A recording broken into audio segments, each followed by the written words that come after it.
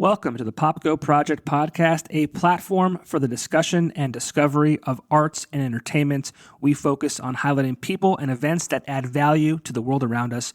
Visit us on all social media platforms by searching the Popko Project or visit our website at thepopkoproject.com. Welcome to the show, and thank you so much for listening. This episode of the podcast is brought to you by Keller's Garden Center and Landscaping Services. Contact Keller's today and get your yard cleaned up before that dirty old man winter comes. I hate to say it, but he's on his way. The mornings are cold. They're frigid. I don't like it. I'm turning the steering wheel warmer on. I'm putting the seat warmers on. It's just miserable. But contact Keller's today. And if you're looking for snow removal services during the winter months, they can take care of that for you too. Do not break your back this winter and leave the heavy lifting to the professionals at Keller's.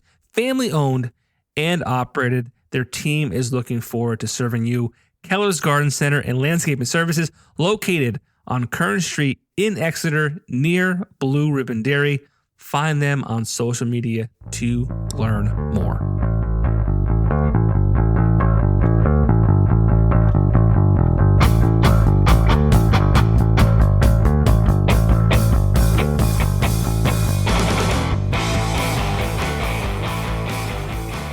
Gentlemen from Slocum Ranch, how are you?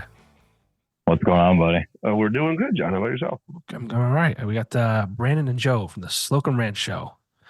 Yes, couple of country boys.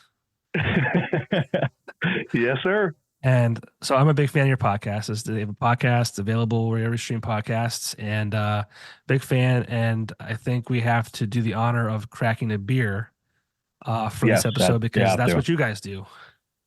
Yes, that's it. So, every episode, that's from day one. That's the staple. That's what we've done. I love it, and I love yeah, it's crisp, it's cold. Oh, wait, that's the best moment of the whole day. Yeah, so let's do it.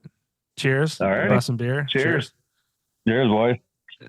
Oh, perfect as always. In the first sip, got to be the first sip. I forgot. Oh, fuck. Oh, see that right there. Ooh, it's Thursday. Right, it's Thursday, February 8th?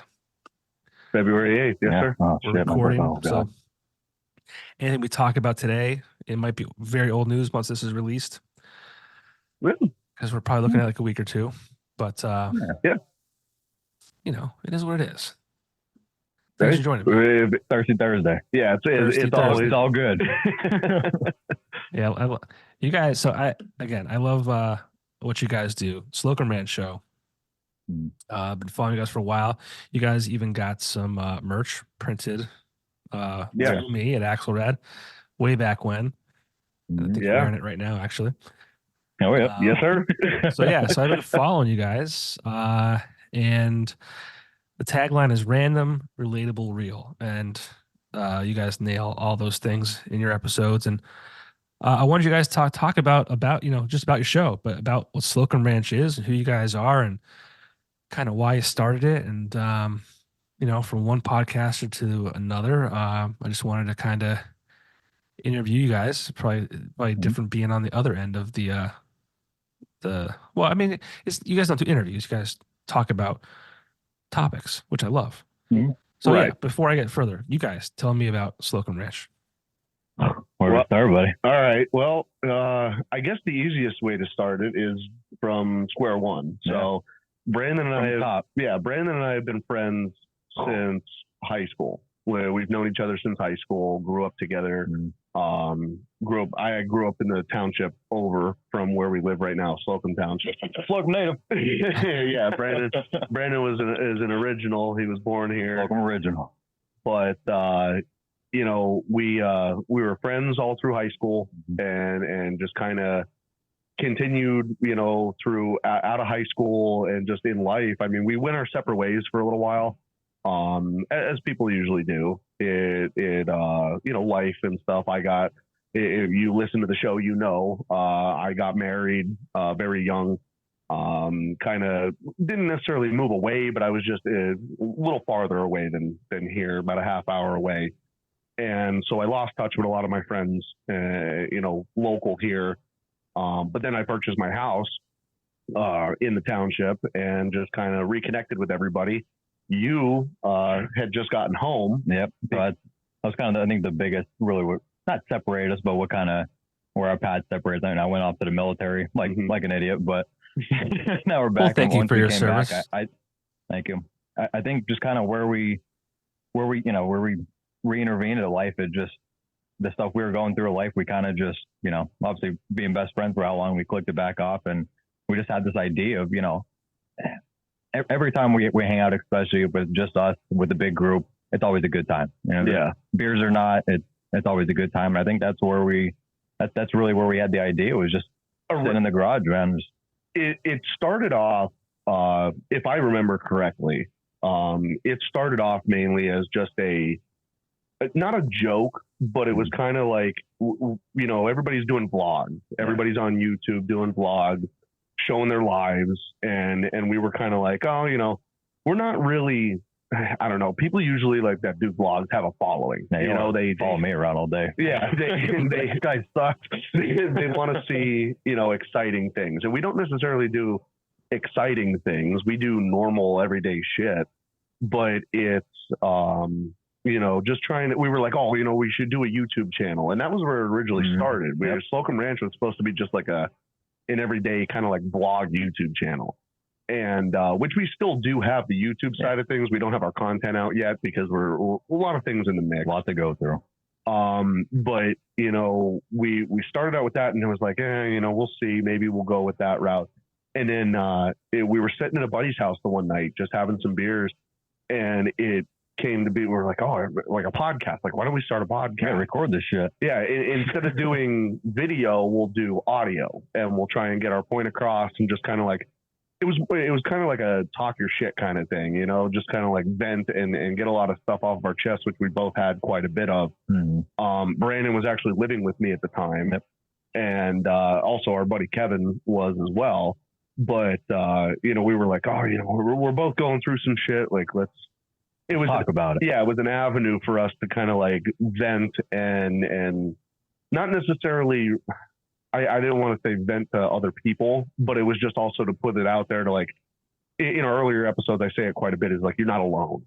With people that are going through this kind of stuff that we went through and feeling the way we feel, it's a big thing, and it's a lot of stuff that people don't talk about necessarily. So just wanted to reach out with that. And that's a really broader slogan on the random relatable rule, because there's times where obviously, you listen to us, there's some times where it's like, what the fuck are these guys talking about? But then there's other times where it's, hey man, like, thank you guys. We've had people reach out to us and thank us for talking about some of these topics that we do. And it's, let alone to have even one person reach out and say, hey, that helped me through that shit. That sucked. And that's huge. You know what I mean? Helping somebody through a hard time, just to even make them smile at the end of the day. That's what it's all about. Absolutely. Yeah. It's so worth it. I mean, it's funny you talk about, like, you just want to record all that kind of stuff. Like, I started this because I just wanted, even before I started this particular one, I just wanted to have like audio documentation for when I'm older. I wanted, I could just interview my friends and just like, because my memory is like my I think strongest like thing about me. Like, I can remember things from like 20 years ago. I'm old. You guys are young. I'm old. But like, my memory is what I hold on to. Like, my friends, I'll bring up stuff and they're like, how the fuck do you remember that? I'm like, it was just an important part of my life. And I hold on to that. And I'm worried that one day when I'm real old, like, my memory will be the first thing to go. I want to shout out to my wife, like, Amanda, get the tapes, get my tapes. I just put the headphones on and like kind of like remember, the good old days, so to speak. The reason I bring that up is because it's cool to have an audio documentation, and what I like about you guys a lot is the fact that you guys have like a weekly like topic. And you guys don't, it's, people say, oh, we're unfiltered, like, oh, we're this, we're that. You guys are definitely unfiltered to the point where I listen to this, and I'm 41 years old, and Brandon, I think you just turned 30. Congratulations. When this is aired, I'll be 30. On the 11th, we'll be on the hill. All right. And then Joe's not too far behind, but you guys are young, but you had a lot of life experiences. But like some of the stuff I listen to, I'm like, oh man, are they gonna like regret saying this stuff or having this like documented and out there on the internet? And I mean, to me, fuck it, who cares, right? That's it. But maybe when you turn 40, you're like, oh, maybe I shouldn't have called my ex-wife, selling her butthole for $5. Like maybe I shouldn't have said that. I don't know. Maybe. But I love it. I mean, it's great content. Like, again, going back to what you said, like it's stuff that people are going through. Like, I mean, I remember listening, like you were like, just down and out, and like anybody would be, right? Like you just found out that your marriage is over, regardless if you were married young or not. It's just like that's like a moment you'll never forget as long as you live. I mean, maybe it won't be the top of your mind forever.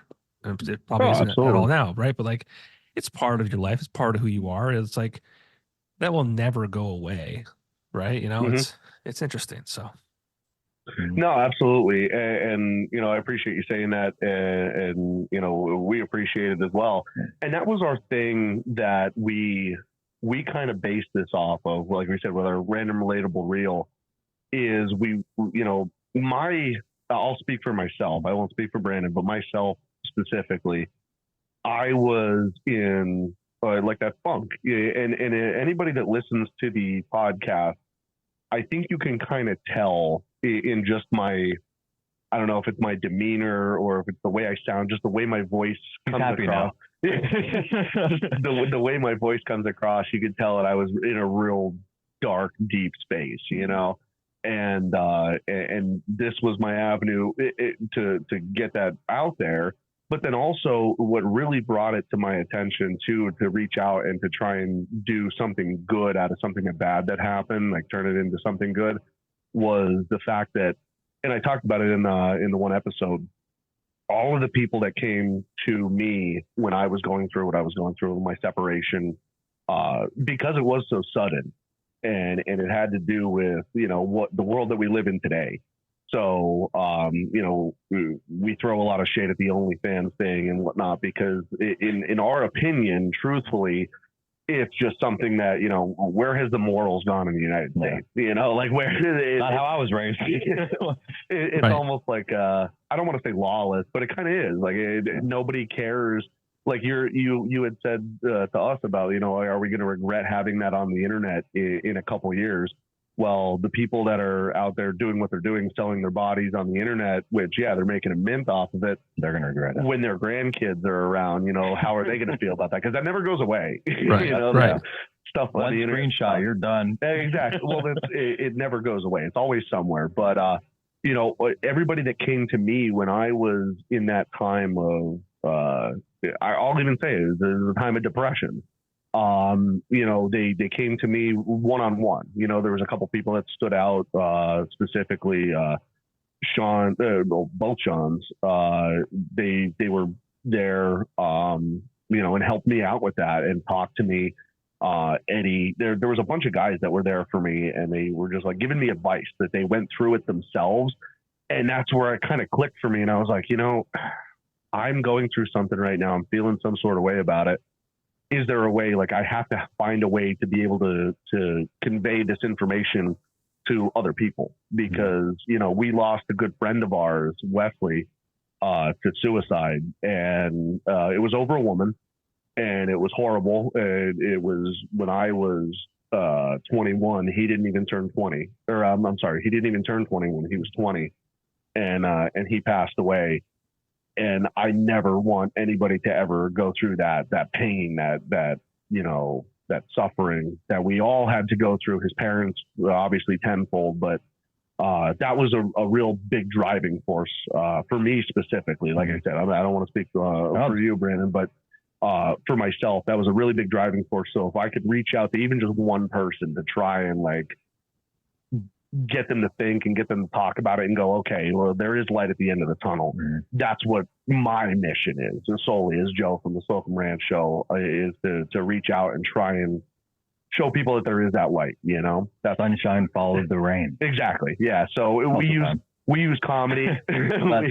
we use a lot of comedy for that, you know, to convey the message. And you know, just as well as anybody else does, we go from very serious topics to then joking and laughing. So it's like we try and use comedy as a little bit of a brighter, like to brighten it up, and that's what it does. Kind of just realized that shitty women started this podcast. That's kind of because I mean, he was going through a shit with his marriage and bitch I was dealing with. I don't like using that word, but the woman I was dealing with, was obviously had malicious intent the whole time. So it's 2 heartbreaks, and we were like, dude, we gotta vent. And it was just, I mean, I've always used comedy for pretty much everything. When life's not that serious, I mean, you got to make the best of everything, and we talk about it a lot in our episodes, the mindset being the biggest thing. It could be in a terrible scenario, but just like Joe said, you see the light at the end of it, and you just got to keep driving on, Absolutely. And that was kind of where that's really the basis of the Slocum Ranch, is shining light and using comedy to make light of some shitty situations. Yeah.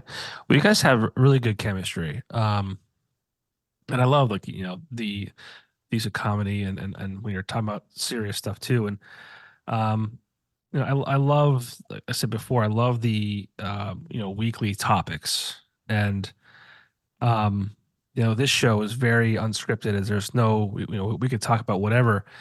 And I really like the fact that your show is so like kind of themed. It's like people wait until the next week, like, oh, I wonder what those guys are going to talk about this week. How do you guys come up with these topics? Because like they're good. I mean, like I'll read these for the audience just because just for some examples. But oh boy. We just had no, it was like America's Agenda and life online, something we all we're all living life online, right? Bad Texter, Basic AF, that was a good one. Uneducated, I really like that one too. Just talking about, and if I'm wrong, correct me, but just kind of talking about like, is college for everyone? Maybe it's not, and that's something like, people think about, but like not everyone talks about, because I think we're still so brainwashed into, you gotta get good grades in high school and get good grades in college and get the house and the white picket fence, and like that, the American dream is like that picture is very different these days. Oh, absolutely. Trying to think of some other ones here that just are passing me by. Woke. I didn't listen to that one, but I can imagine what it's about. But the question was like, how do you, pick these topics? And I feel like they're all really well thought out. Like, do you have a basic outline for everything, or do you just kind of go off the cuff? Well, off the rip. Yeah, it's crack a beer and we go. I mean, there is. We do shoot this shit a little bit before we finally hit record, but for the most part, there's no bulletins, nothing. We tried. So we'll give a little bit of a secret away is that we tried to do that in the very beginning. We tried to. We had a whiteboard. We had a 4x8 whiteboard that we used, and we would put bullet points, and we'd come up with we would sit here for 45 minutes to an hour and just come up with an episode title, and then we'd have to try and figure out the bullet points to hit off of the episode title. We tried going that route, and it just did not work because we figured out that we were just stressing ourselves out. We were trying to make the content instead of letting it happen. Instead of just naturally letting it flow. And some of our best early episodes are just when we sit down and we're just like, let's talk about this today. And a lot of people, I tell a lot of people this too, when people ask us about the podcast in person, like if they see us out and about. And it's funny. They're like, oh, how do you come up with your episode? Just like you said, how do you come up with the topics? And I tell them, and they're usually astonished. And I really, truly, I feel they don't believe us when we tell them. We don't know what we're talking about until 10 minutes before we sit down. Yeah. It literally, Scout's honor. That's how it is. It's magic. I show up because obviously the studio is over here at Brandon's. and I'll show up, and whatever time it is that we get together to record, I'll show up. We'll stand in the garage, we'll drink a beer and go, what do you want to talk about this week? And it'll be like, oh, this is something that's why we hit a lot of our current events is because we go off of like what's going on in the news. Yeah. What is something big that just there is happened. a baseline. Yeah. And if it's not something like, if we can't pick out something major that happened, or even if it's just something that we just want to kind of like glance off of and like touch on, but not spend a lot of time on, we'll just kind of go be like, how you feeling today? What are we like? Do you have a gripe? Because like myself in particular, my job entails a lot of driving. So my 9 to 5, I should say, because this is also our second job for us. But my 9 to 5 consists of a lot of driving. So I listen to podcasts, I listen to the radio quite a bit, and I'll get ideas, and I'll kind of just like real quick.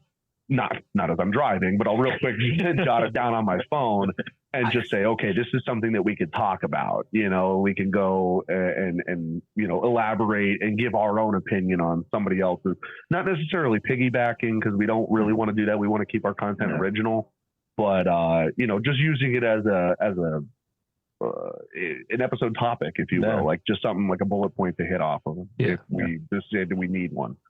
There's one, so it's there's kind of just one broad baseline that we just hover around and then fucking go off in 6 different directions and then ultimately back full circle, but it works every time. So squirrely. We're still going with it. He's writing them down while I was driving. Don't let him fool you. No, I'd never do that. Oh, it's voice to text, right? Voice to text. Yeah, exactly. That's exactly what it is. Voice to text. No, but you guys have 92 episodes out there. I forget when you started. I think I ran into you guys in like early 2001. Yes. And it's hard. It's hard. It's doing this and staying consistent, staying dedicated is hard. And people think, oh, it's easy. You just, and that's why I can't remember the number. There's millions of podcasts, but most podcasts don't make it past I don't know if it's the 7th episode or the 10th episode or whatever the hell it is. Oh yeah. Well, yeah. I mean, it's tough. And that's all stuff that we talked about when we first started. We were like, dude, I mean, what do we have to lose? It might be something, might be nothing, but I mean, here we are 4 seasons later. Yeah. The real, we hit a roadblock in season 2 where we just didn't have time. It was a lot of life got in the way. Yeah. It was a lot of work. It mainly was just work, and then also just personal obligations that took over. And we, a lot of our loyal listeners know that we took a hiatus for a couple months, and then even from season 2 to season 3, because we start our seasons with the new year, and there was, I think we had it was our Christmas episode or our New Year's episode to end season 2, and then season 3 didn't start until. Holy Christ, I think it was like 6 months in. Like we were like 5-6 months in now. That was us getting all of our new gear, our new boom mics.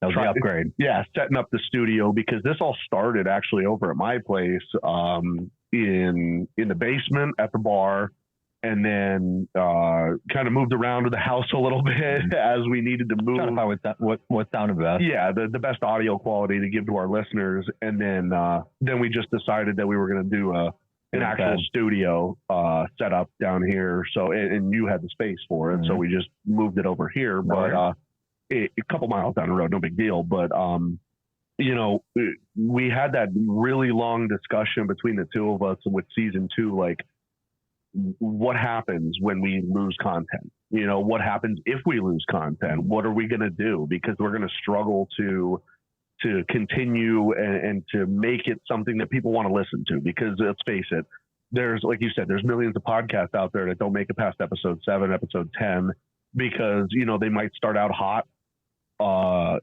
they might not. They might start out low, which we were ecstatic when we got our first 5 downloads. It was like we were jumping for joy. Holy shit, we're famous. we were ecstatic, and then 4 of our friends. Yeah, it was all of our friends. And we were like, if this doesn't go anywhere or we lose content, what are we going to do? And so we just kind of made it like I said, when we did our hiatus, that kind of really kicked us in the ass. And then getting our new gear was another real pain in the ass, but we ended up getting it done. And, you know, it was just for the quality for our listeners.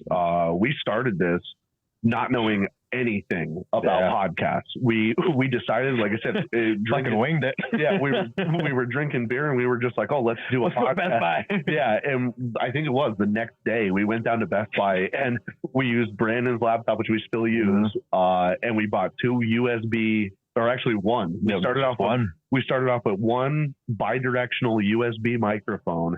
And that was our earliest episodes, was just talking into the bidirectional USB mic into an audio program that was just Audacity. We just went right into Audacity, didn't scrub it, didn't add any voice altering, nothing. So that was our raw. We did the intro in the kitchen. Yeah, exactly. Yeah, we did our intro. Yeah, standing in the kitchen, and that's the still intro that we use to this day because we love it. We can't update it, but the nostalgia is there now. Yeah, so we just keep it there. We keep that original. Part of the roots. Yeah, it is.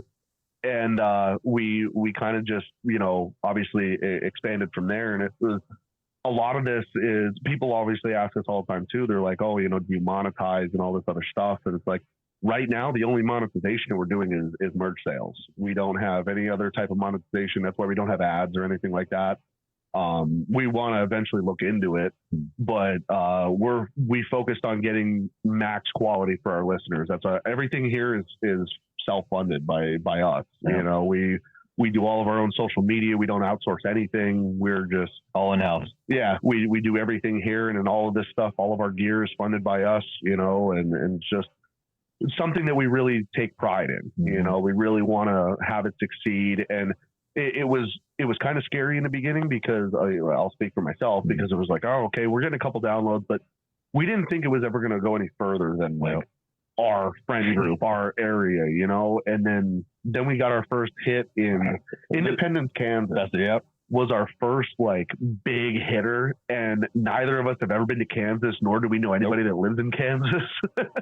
So they just kind of took off, and they actually surpassed the local area for downloads. And it was like, holy shit, we might have something here. So we just continued with it, and now we have people, different countries. Yeah, all of the United States and in different countries that listen as well. So it's pretty cool to see that. Yeah. Yeah, one thing you can't do, you can't get caught in the numbers. That's the easiest way to get disgruntled and discouraged and just say, fuck this, I'm done. Absolutely.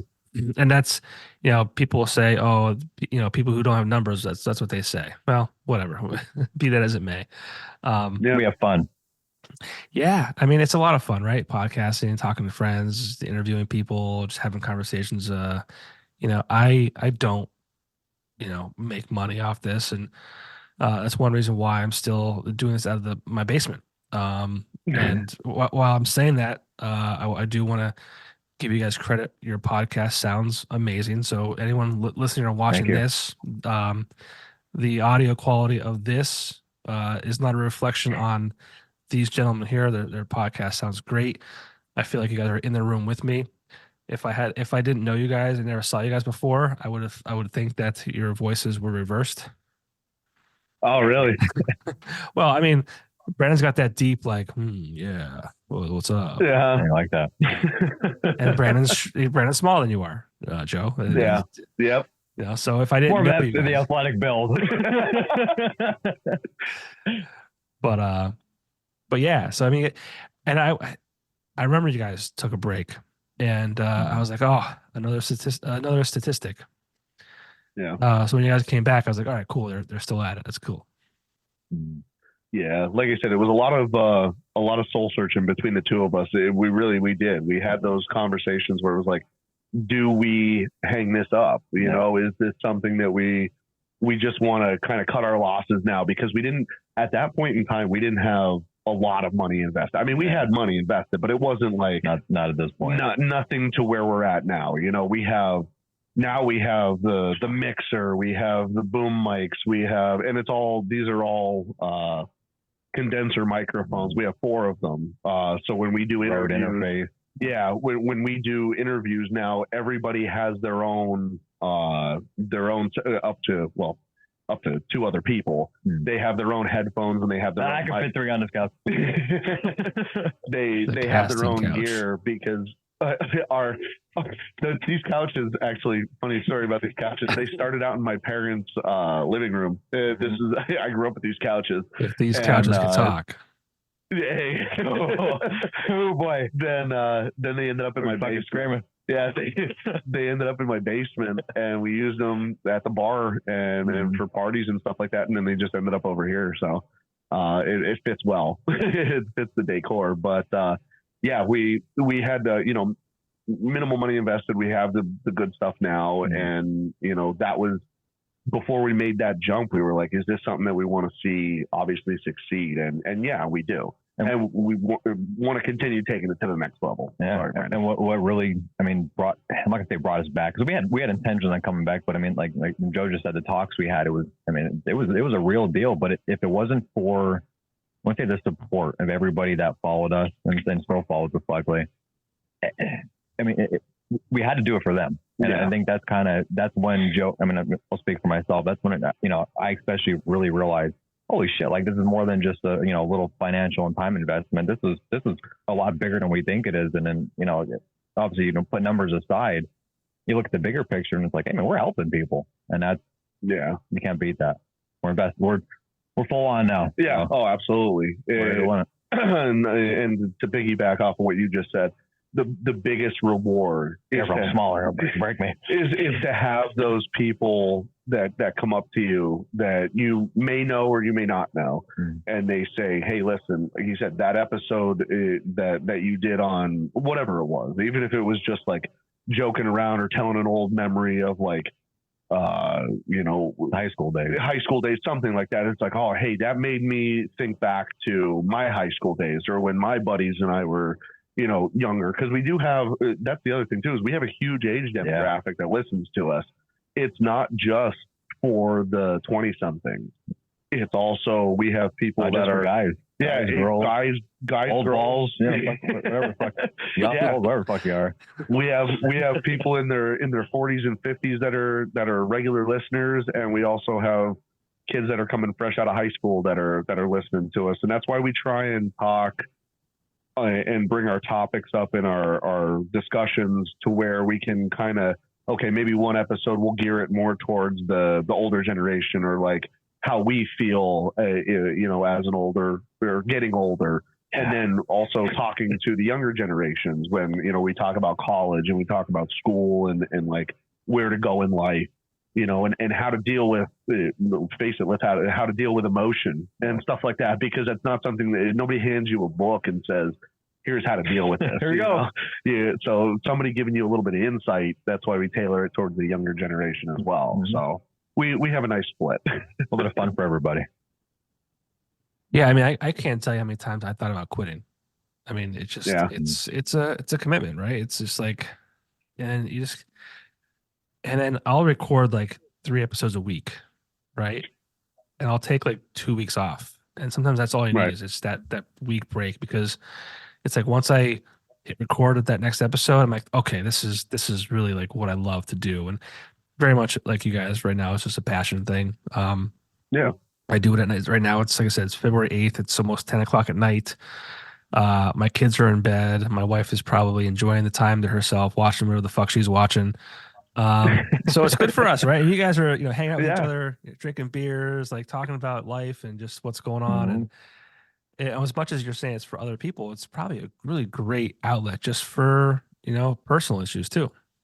I hate this fucking guy. We have fun, man. We say it all the time. It's kind of like, it's like our therapy. We sit back and we're just like, again, like it started off as just kind of like, we got to record this shit. Well, not even that, but it started out as like just a glorified bitch session. Oh yeah. For us to just get together and just vent and complain about shit, for me, but obviously use the comedy to get, past it and to joke around about it, make it easier on the ears, because let's face it, nobody wants to hear, I'm sure there are podcasts that's just like depression podcasts and stuff like that, but nobody wants to just hear somebody bitch on the phone or bitch over the radio for hours on end about like how my life sucks. And that's in the very beginning, that was where we joked around like our lives were dumpster fires, but we were just enjoying it. We were just kind of cozy in there. So and fire's cozy. Yeah. And you know, so going off of that though, it is a therapeutic, it's a therapeutic time for us. And it's also like, again, we take our misfortunes, if you consider them misfortunes, and we try and turn them around. That's just our biggest thing. No, I mean, I love how vulnerable you guys are. I think it's important as people, and you know, to portray that. I mean, we're human beings. We're all going through shit. I know one episode you had was around mental health, and obviously a huge topic these days. I mean, the world is completely fucked. We're all losing our fucking minds, even if we think we have it together, we're fucking losing our minds. Big time. It's I don't know. It's like, it's crazy. It's fucking crazy. Like what's going on? I mean, you know, nobody has any idea what the fuck is going on, but everybody's just existing right now, I feel like. And that's again, you know, and some of the stuff that we talk about is to kind of like, and we tell people all the time with our episodes, in our hooks, if you will, at the end or in the beginning, even sometimes, you know, usually that's where your hooks are, but in the end, it could be in the middle for us sometimes, because we do our own thing. But everybody loves hookers. our main thing is just to try and get people to listen also, and to think about things, even if it doesn't affect them and make them feel some sort of way. Well, actually, I regress. If it doesn't make them instantaneously want to act on something, or like reach out to somebody, do something about it, if it just even gets them thinking about it, because we are in such a dangerous place right now as a society. You know, we rely so heavily on social media, which is ironic because this is what we're using as our platform to get out there to people. Yep. But you know, we're so sucked in, and you know, again, like with the morals and the values of today's society, and what the kid, like our kids, well, we don't have kids, but that's the fuck that I know. people that have children, you know, I can only imagine being a parent. You know, we have friends that are parents, and it's, you know, it's scary talking to them and just listening to them and going their concerns about like what's the world going to be like with their kids growing up. You know, it's a lot, and that's where we just hopefully can. It's not even just that we're trying to push an agenda, because there's a lot of podcasts out there that just want to push agendas and the politics and all that other bullshit. We just, this is our opinions, and it's our opinions getting out there, and what we feel is right, and the values we were raised on, and just trying to relate that to other people, you know, and just kind of keeping that going, because you're right. It is, as a society, as a nation, in general, as a population, the human population, we're fucked. Yeah, to put it bluntly, it's crazy. You keep talking about, you know, how you were raised, your morals, and where you came from, and things like that. Talk to me a little bit about that. Where's Slocum? What's it near? Bumfuck. No, I mean, we're kind of in the center of a couple big cities, you know, between Wilkes-Barre, Hazleton, like more notable cities that, you know, the average person knows about. Scranton, well, Scranton, where the office is. Yeah, wherever the office is filmed. And we're just middle of the woods. It's a more rural area of Mountaintop. So you have the city, or whatever you want to consider Mountaintop as, in between Hazleton and Wilkes-Barre. We're more towards Berwick, you know, the Berwick, Nescapec area. We're not next to the river. We're above it, you know? We're on the hill. We're on the mountain above the river. Well, I was asking because I wasn't sure if, like, I grew up in Hunlock Creek. Okay. Oh, shit, yeah. Yeah, my mom still lives out there, and my brother still live out there. And, you know, you guys just give me that kind of country vibe. Like, let's hang out, drink some beers, like, shoot the shit. And I mean, Slocum Ranch sounds like a place I want to fucking hang out at. Dude, you're more welcome. Let's go. Yeah, absolutely. We'd love Beers to. Are always cold, man. Always. Oh, yeah. But Yeah. Talk about like, growing up and so you keep going to your morals and how you were raised. Like, I love that about people that like hold true to that. I mean, Yeah. and kind of call people out who may have gone awry. Sure. Yeah, no. I'll start and I'll just say, I was born in 1995, so I'm a 90s baby, mid 90s baby. Yeah, I know. I'm sorry. I'm sorry, John. I know that's upsetting, John. But that's when I graduated high school. You son of a bitch. But I was 01 high school. No, I was born in 95, and like I said, Dorrance Township, which is the next township over from Slocum. And my parents, my dad's a heavy equipment operator still to this day. My mother was an accountant. She's always been with accounting and stuff like that. So grew up in a middle of the road family. I mean, we weren't living like the Trumps. We weren't, richy riches. We weren't poor. We were just kind of middle of the road. We just did our thing. And it was my grandparents, my whole family is just based off of just be kind to other people, and that's how my parents instilled in me respect for your elders, respect for everybody, within reason. It was, you give respect to get respect, and don't get walked over though. Mm-hmm. If you give somebody, the first time you ever meet somebody, you shake their hand, you introduce yourself, and you be kind and courteous. If that person's a piece of shit to you, well, then don't get walked over, stand your ground. But at the same point in time, don't be rude right out of the gate. Because I feel like that's a huge problem with today's society as well, is that, people are just me, don't think about anybody else, They never got hit with a fucking belt. You can't do it anymore. It sucks. Yeah, exactly. I go to jail. Yeah. I got two kids. I would never. I have a 6-year-old who's never done anything that warranted being struck. So I'm thankful for that. And I have an 18-month-old. So yeah, you're good there.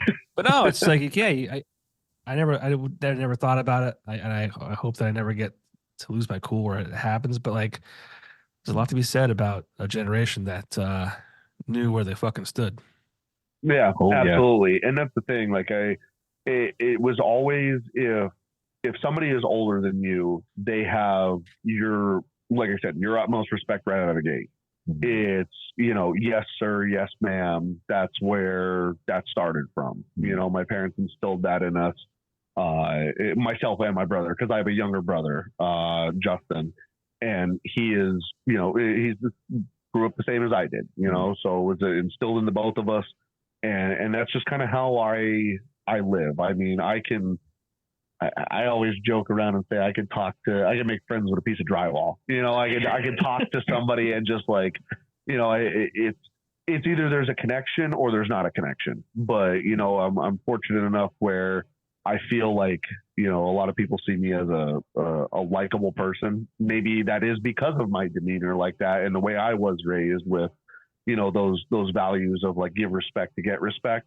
Because everybody's just so used to getting shit on, for lack of a better way to describe it. As soon as you voice an opinion or you even just, first time meeting somebody, people have that arrogance about them now. Like I said, it's all me. And it ruins everything. It sours a lot of people right out of the gate. I know it does for me as well. I still try and give those people the benefit of the doubt because, you never know what somebody's going through. But that was another thing too, is just to make sure. My parents always, said, you never know what somebody else is going through. So you got to kind of give them the benefit of the doubt and, work with them in a way, if it's worth working out. Yeah. So, but just simple values, work for what you have. Like I said, I talk about it all the time. If you want something, well, I shouldn't say work for what you have. If you want something, you have to work for it. Nothing is for free. There's no guarantees in life. There's, my work ethic. I tell everybody that I, get into the conversation with, my work ethic comes from my parents. I tell people all the time, I never wanted for anything growing up, but at the same point in time, I was never just given anything either. It was, if you want this, I may not have had the liquid cash or like the funds to get it at the time, but there was the trade-off system. And it wasn't necessarily just chores either. It was like long-term stuff, grades in school and stuff like that. My parents always were heavy on the education, and push that. So it was always, nothing's for free. You have to work and earn everything that you have. And that's why I feel like I was fortunate enough to be able to buy a house at 21, 22 years old, because, I had that work ethic and I did that from the get-go, Yeah. I mean, that's pretty impressive, that you did that at 21, 22. Yeah. Yeah, it was, and it's, like I said, it was fortunate enough. I mean, obviously my mother being in the accounting background, I had help with finances, but at the same point in time, I don't always take heed to my mother's advice as we tend to do. Yeah, we're not supposed to. Yeah, I like to learn my own way, which is usually the hard way, is what my mother calls that. The wrong way. Yeah. Yeah. I usually take the high road, and she says stay on the low road. But yeah, so believe me, it wasn't all easy either, because I went through that stage where and you said you have a 6-year-old, my mother would tell you, just wait for another 6 years, because when I was going through my stage of, well, I shouldn't even say 6 years, maybe longer. It's not a phase, Mom. Yeah, maybe another 10 years, because my mother always said when I turned 16, you got the license and you got the, because that was another thing too, is that, when I lived at home, I left home at 18 years old, not because I was forced to, because I know I grew up with kids that was like 18. Their parents were like, yeah, go figure it out, do whatever. I left on my own will, because I was just like, I want to have my own rules, so I'm going to go and do my own thing. I did the same thing. I left, yeah, I was like 19 or 20. And I remember my dad saying, like, he's like, why do you want to leave here? You have everything you want or need here. And I'm like, that's exactly why I want to leave. Because it was my first year of college. And I'm like, I don't want to like finish college and then get thrown into the real world and not have any fucking clue what to do. Exactly. And I was like, let's do it. Yeah, no, absolutely. I left on my own will. My mother still, to this day, even though it was 10 years ago, my mother still cringes at that day that I was packing up the truck. And I went to college and I never came back. That's what my mom says when she tells people about it, because I did. I went right to college, and I was dating my ex-wife at the time. And then when college didn't work out for me because I partied it away, I moved from my college dorm. I moved right in with my ex-wife, staying with her family. Obviously I wanted to be shacked up with the missus at the time. So it was, moved in with her and her family, and then we started renting, and then everything went from there. Mm-hmm. So my mom says I went to college and I never came home. Yeah. But yeah, like I said, it was always to earn it. It was never a question of like, oh, I could just walk home and say, hey, I need this and this and this. Like, it was, well, go figure it out. Mm-hmm. It was just and it wasn't necessarily the school of hard knocks. My parents never were going to let me fall on my face per se. I found this out later in life. Obviously they didn't tell me this when it was going on, or, everybody would take full advantage of that. But, it started out I found it out later in life, that, they were like, oh, well, we were never going to let you completely fail, but we wanted to make sure that you got the picture that you're doing this on your own. You want to be a big boy, you go be a big boy. Right. That's good, though. But yeah, go ahead, B. You tell me. Oh boy, I'll take a swing first. So I was born in '94. I think I guess we'll say raised old school. I guess we can say that. I mean, I had kind of a little bit different family dynamic. So my mother and father weren't married, so it wasn't like a back and forth kind of between. It was just, I was mostly with my grandparents. Ultimately, my grandparents kind of raised me, and I think that's kind of where my, I say the old school values, that's what was really instilled in me. I mean, between the the love for the outdoors that definitely was brought about my grandfather. I mean, we eat, breathe, sleep the outdoors. So, I mean, everything that I learned in life pretty much came from my grandfather. And, my grandfather and my grandmother are both still alive, fortunately. And so just learning from their old ways and definitely learning the value of everything, not necessarily just a dollar, and it's kind of like the Joe said too, it didn't learn, it wasn't the school hard knocks, like, hey, go fucking figure it out. You know what I mean? Like, I'm 10 years old, I need some help, but I was fortunate enough to still be helped, but it was more mentor than anything. It was kind of, hey, here's the tools to succeed,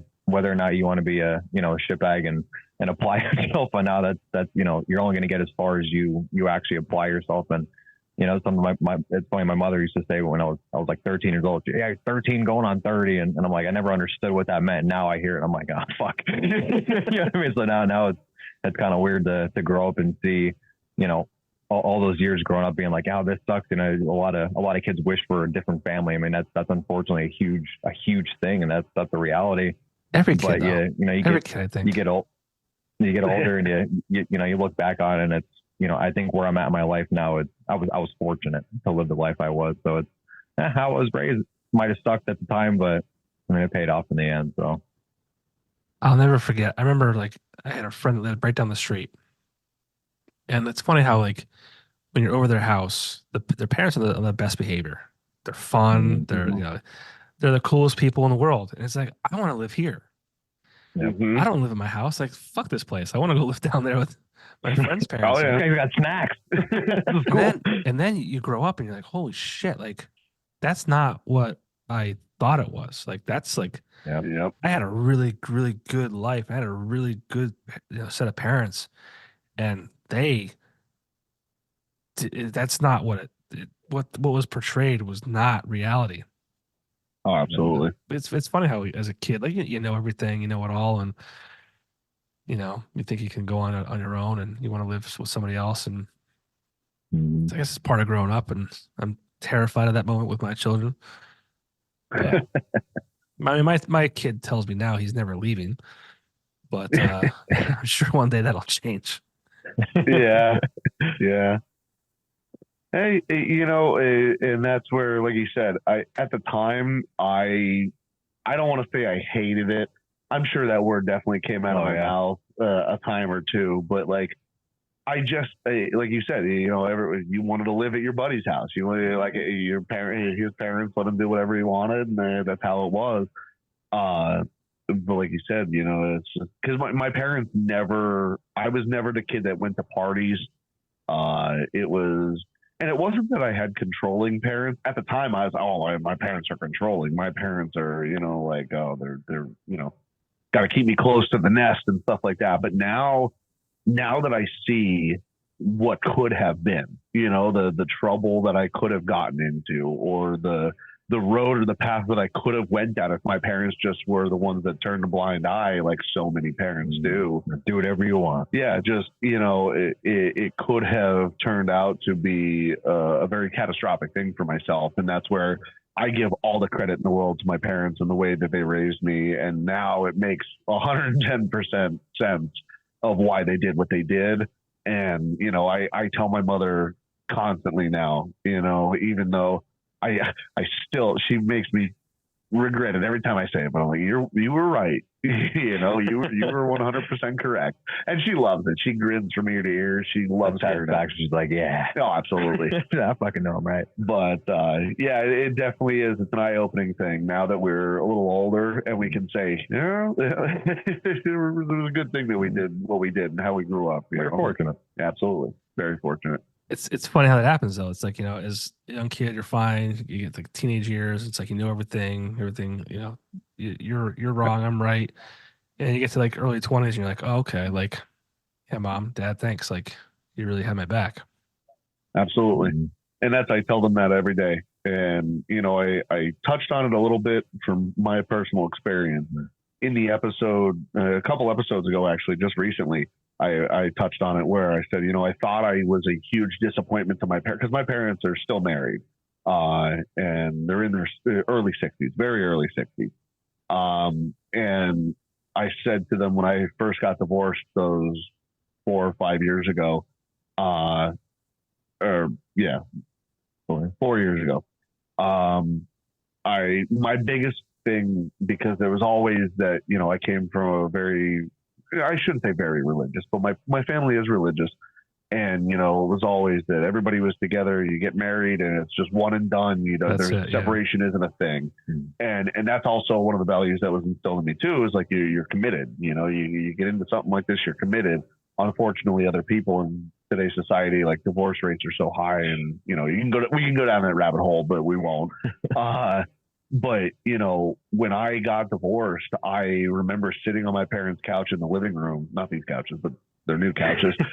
And I remember sitting in the living room with them, and I looked at my dad in the eyes, and my dad, blue collar dad, my dad and I never really, it wasn't like I don't want to say sappy. Like my dad and I never really had like as far as like emotional connection, it was just dad was the discipliner. He wasn't, it's not that I couldn't talk to him about it. It was just like, we don't burden dad with that stuff.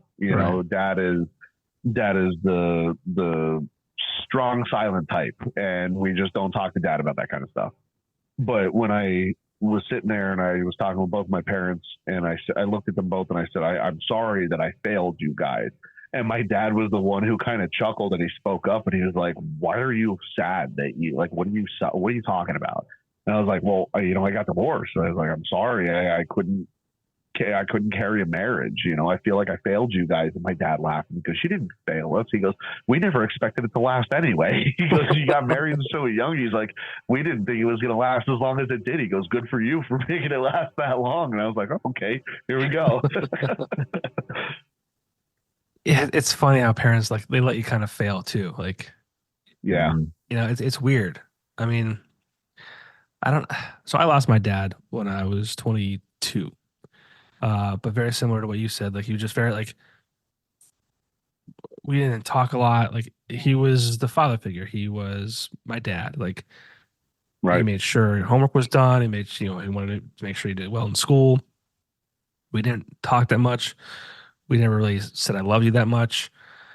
And it wasn't until like after I graduated high school, or I'm sorry, no, college, that I feel like he kind of like let the wall down to where he was like, I've done my job as a father. Like, I got him here. He finished college. He's out on his own now, and I could be his friend at this point. Right. And sure as shit, like 3 weeks later, he had passed away unexpectedly. That's the worst. I'm sorry you had to go through that, man. Yeah. Well, thank you. It just, I feel badly for my mom and my brothers who were 17 and 15 or 14. Cause I was fortunate that I had him through all the important parts, but, getting back to like, just parents being parents, like, and it's important that they're, they guide you enough, but they also like let you fuck up a little bit just to like, let you know that, hey, like, oh yeah, it's life, man. Life sucks. Like, it's hard. It's hard to figure out. It's, if they were there to hold your hand every step of the way, you'd be a big pussy. Yeah, absolutely. And that's the other thing that we talk about too, is just like that everybody thinks that they can have things handed to them now. Yeah. And that's what everybody's fucking entitled. Yeah, that's the world we live in. I'm sure you know it. You see it. Yeah. And unfortunately, a lot of it is some of our generation is one of the ones that started that. That's what I've noticed. Like, and now, like, talking to you guys too, is like, your how you grew up and those who raised you, and because you guys aren't like that, because of the opposite. Yeah. And you're right. Like, people your age are typically the ones who they don't even know how to fucking start a car. Yeah. It's weird. Oh yeah. It's when people look at you and say like, and it's not even, I don't want to sound sexist. It's not sexist at all. But when men look at you and say, I don't know how to change a tire, like, because I've had guys that are my age and it's usually my age and younger that are just like, I've never changed a tire in my life. Like, what? Excuse me? Say again? Come again? I couldn't even drive a car yet. My dad, the first thing he made me do was change a tire, or taught me how to do it. Now, I've never done it myself since then, Right. But I could if I had to. Yeah, absolutely. And nobody ever wants to be stuck on the side of the road changing a tire. I think I've maybe changed 2 in my entire life. Yeah. But it's really kind of scary to see the entitlement and to see, and that's what, like I said, our biggest thing is just trying to kind of poke fun at it, but also bring it to light to understand and like kind of get people to start thinking and understanding like this isn't the way it's supposed to be. This is how, you want to progress in life. You have to go through, you want to go through hardships. And that's another thing we talk about, but you also want to be able to be grounded enough to get through those hardships. The grass is greener where you water it. We say that a lot. And that's, I actually wrote that down. That's a common theme, common quote. Yeah. The grass is greener where you water it. Yep. I was going to end on that. You ruined it. Thanks a lot. we can still end on it. That's fine. No, but I mean, I don't want to keep it too much longer. It's getting late. We got plenty of beer. So do I. Some of the episodes is like we talked about the mental health episode. Obviously, a important topic. The what women want episode, and then what women really want episode. Those were great. I was listening to the one tonight as I was driving, and I was just trying to I don't have a lot of time to listen to podcasts. Right. I'm a huge Rogan fan, so most of my time is dedicated to listening to his, and he just puts out 3 to 4 a week, and they're 3 hours long. It's like, holy shit. Right. So I have maybe 3, and you guys are one of them. So I was just trying to real quick go through, and I came on the one that it was what women want. This was my second time listening through, but that was a way back, and I think it was Brandon who said something about a soup can. You meant an aerosol can. You said, soup cans. Oh, Lord. Oh, fuck. That's also where we realize those episodes, while we are, obviously being in our 20s, we are, testosterone-filled human beings. We also have realized, too, while we do poke fun at the sexual side of things, that we didn't want to be a stiff socks junior. Yeah. So we kind of just, we started out where it was funny to talk about sex, and it was funny to talk about that kind of stuff. And it still is. Everybody laughs at, when you say butthole and stuff like that, which is because it's funny. But $5 butthole things, they'll never not be funny. There's no fucking way. But we kind of also refine that a little bit as you listen through the episode, where we still touch on that kind of stuff. Like I said, it's still funny. We still use comedy, but we don't go as deep. In those beginning episodes, that's where I tell everybody too. Maybe listen to the first 1 or 2 episodes. Yeah. But then I tell people when they're new stuff. Yeah, when they're first listening, we're don't judge us on our early stuff. Go into the get a little bit more recent episodes, because we're not all just joking around about that. And we did have, and it's out there, and we stand by everything we said, but we kind of refined ourselves a little bit after that as well. But yeah. Also, I think that goes back to what I said earlier. You're not that you're embarrassed by things you've talked about, right? No. Not at all. But it's you grow up. We don't regret anything. Exactly, but you kind of get older, and you're maybe we shouldn't do that again. It is what it is. It's there. But even subconsciously, you're just okay, we're getting older. Let's talk about, stuff that's things that actually matter. Well, I mean, these things also. I mean, it was a fun episode, I mean, we are completely different creatures. And I don't want to go too far down this, because you guys have done it on your own episodes, but we are different fucking people. We don't belong together. We're here for one reason and one reason only. And I'm going to say this because my wife, I know for a fact, is not listening. We're here for one reason and one reason only, and that's to fuck and reproduce. That's it. Yep. Not with the same one for fucking 1,000 years. Like, whatever. Like, it's just, I mean, listen, I'm married, happily married. I'm married up. I could never repeat what I've done. I would never want to try. 2 beautiful children, great life, great home, great everything. I'm blessed. But we're here for one thing, and that's to fucking reproduce, and that's it. Yep. And I think that's why also, but I think that's also why we have so many fucking problems, and people are, out there cheating and doing whatever they're doing because, like, we're not meant to be fucking. We're animals. We're fucking animals. Yep. End of the day. I mean, as men, we're animals, so we're fucking terrible. Absolutely. Cheers to that. But it's tough. It's tough, It does, and that's where all we see boobs. We look at them. Exactly. Fuck, what the fuck? Exactly. If you don't get mad at us, like when you spend $10,000 on that fake set of tits, I'm gonna look. We're gonna look. Like, don't call us pigs for looking. Like, you did it, and when you're and then wear the smallest fucking shirt possible and be like, hey, the eyes are up here. I don't give a fuck. Like, and that's the thing too. Is the with cancel culture being what it is, and how everything has got to be PC. That's another reason why we're doing what we're doing, because we want to be able to kind of like not be complete assholes about it, but just kind of be like, like fuck you to the PC kind of deal. Like there's people out here that still care about having decent values, but also like we have decent values and we have decent morals. We're not out there just like, scoping chicks. It's not that, but at the same point in time, we're, because that's another thing. We grew up with both of us, that women are to be respected. Sure. We started with that from the very beginning, instilled in us by our parents. But at the same point in time, it's like, hey, listen, if you're going to walk out in public in a pencil skirt and it's completely form-fitting, 3 sizes too small, and you got it going on, and you paid for it up top, and you just naturally came from your mama in the back, like, we're looking. I'm sorry, that's just how it is. That's why you're doing it too. It's like, fuck. Yep.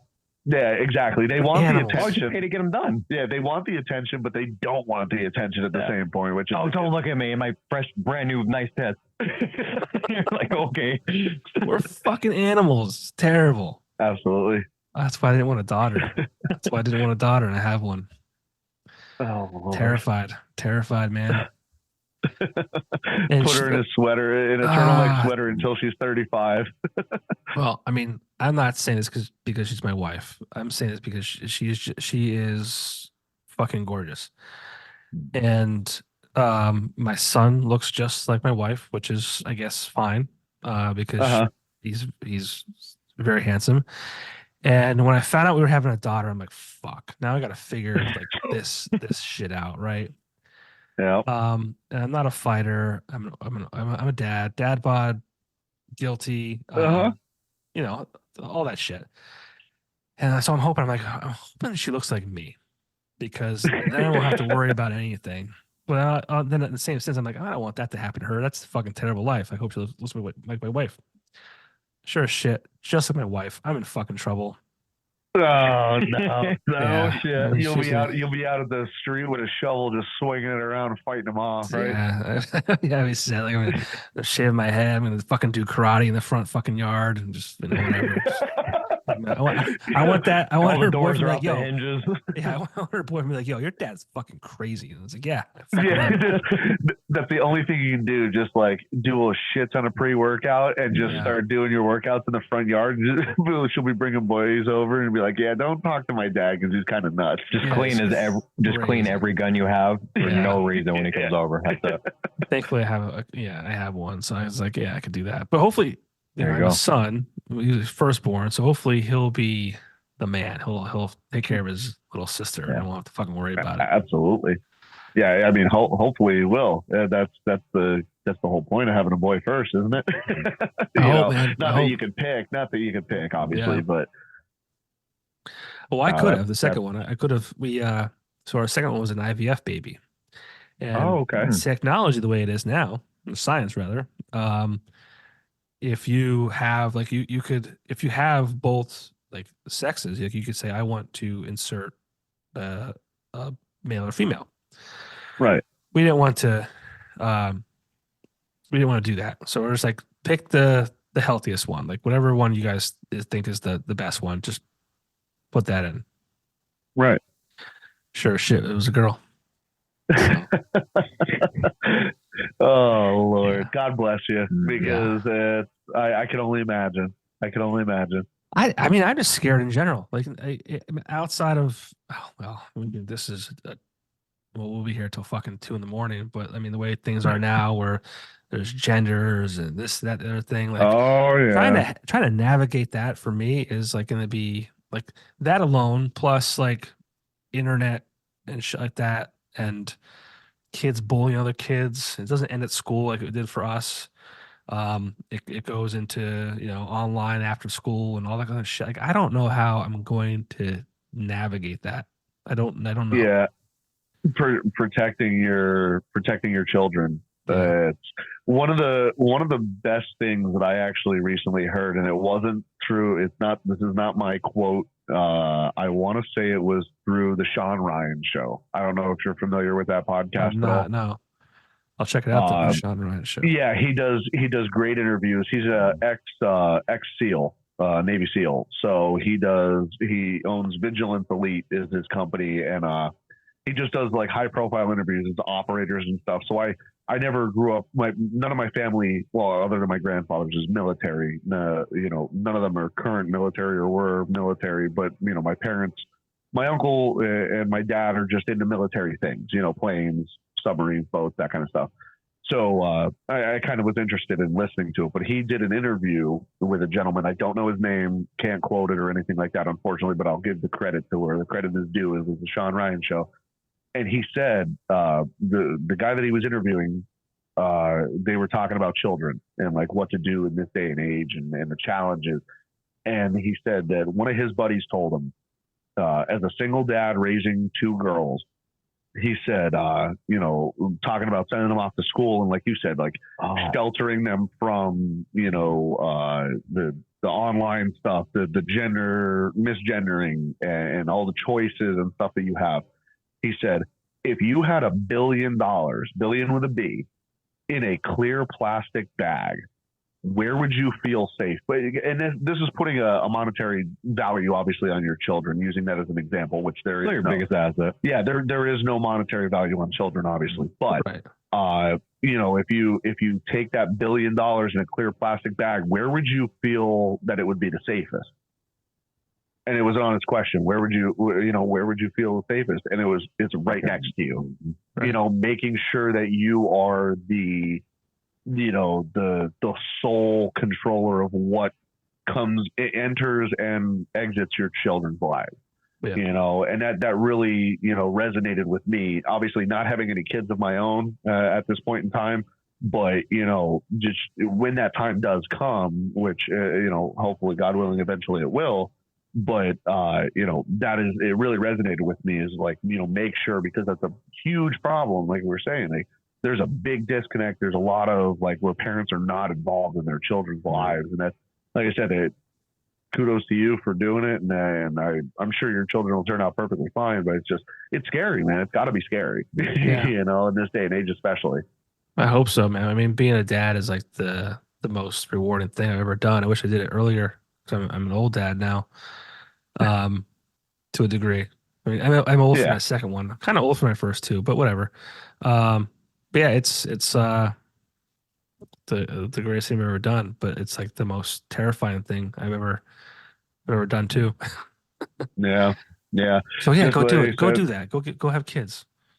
Yeah, they say it's the greatest thing ever. So it is. I was setting myself up to already be on that path. Like if I, and again, we talk about it all the time actually in the show as well, is like we live life, we don't live plan, and I feel like a lot of people get that mixed up, and it's an issue with today's society where everybody's like, they feel, again, where we talk about all the time too, is where people like clean the slate because everything's not going to their plan, like they just want to wipe the slate clean, start fresh. what happened to me? Throw it in the garbage. Throw the relationship in the garbage. Throw 7 years in the garbage because things aren't going exactly the way I want it to. There's no working on it. It's just throw it away, start fresh. Well, you can't. That's again where that quote comes from. We'll talk about that later. But walking away from things is just, it's not the correct way to do it. You know, it's just you got to work at things. How you fix what's broken. Correct. Yeah. At least try. At least try. Yeah, absolutely. So, making sure and relaying that information is one of our biggest things as well. To stay current with that. Can I pause 1 second to piss? Oh, dude, please. All right, you guys piss, I'll piss, whatever. Sweet. That's what we're doing. All right. Rip the We'll be shit right out of back. my neck stick right now. All right, we're back. Yes, we are. We braved the cold. found my little dick, took a piss. If it wasn't for the string, I'd been fucked. That'd been the end of the show. Brandon didn't come back. He's busy.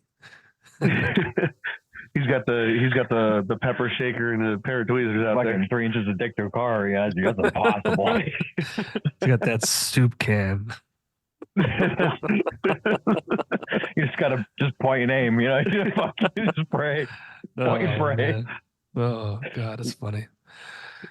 So, again, I don't want to keep it too much longer. I want to talk to you about the future of Slocum Ranch. I want to talk to you about a couple current events. They're current today. They won't be as current when this airs, but that's beside the point. But talk a little bit about the future of Slocum Ranch. I know, this is February 8th, so you've put out a few episodes so far this year. And I know that in one of them you were talking about possibly adding some video to the whole thing. So what's in store for Slocum Ranch in 2024? So definitely, to kick it off, you can kind of tell from some of our episodes, we still keep that nature vibe to it, I guess. And, still keeping the positivity. So I think, and obviously, as big as outdoorsmen that Joe and I are, definitely going to see a lot of that in the content.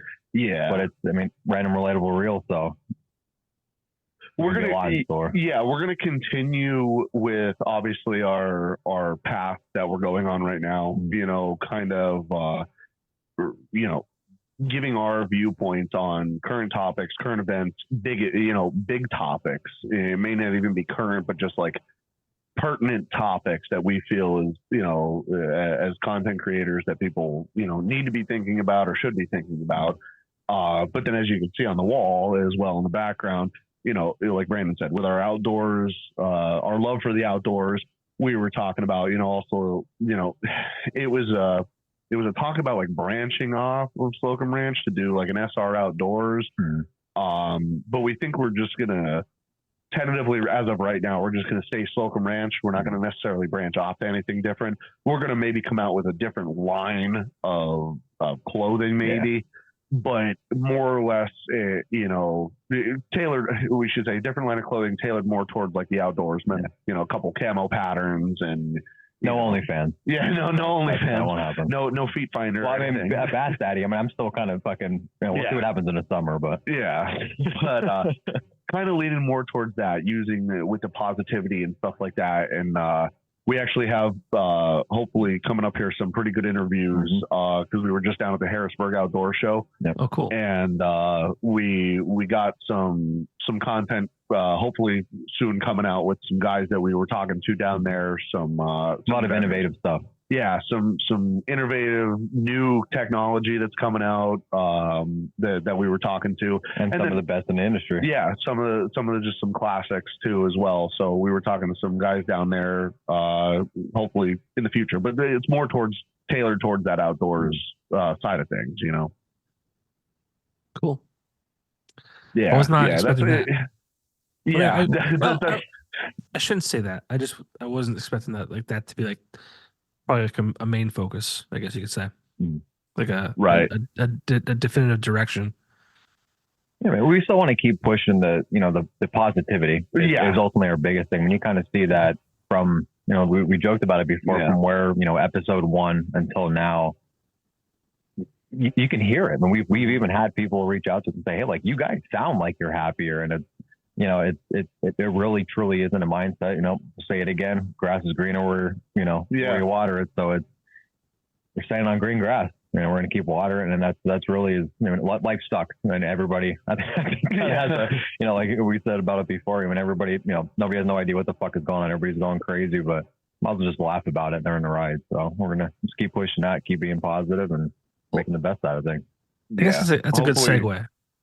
Yeah, hopefully have some more interviews as well. We definitely want to do a little bit more as far as content. I mean, obviously it's going to be pertinent to the episodes and stuff, but we want to also get branched out and to try and take the podcast to the next level. Video being one of those things, and then also focusing on our social media presence, which it's so hard for us because I hate social media. Yeah, that's the worst part. Because we don't have anybody that can necessarily like do it for us. Since we're the ones that are doing all of this stuff by ourselves, it's kind of hard for us because of us working our normal job, for us to find the time.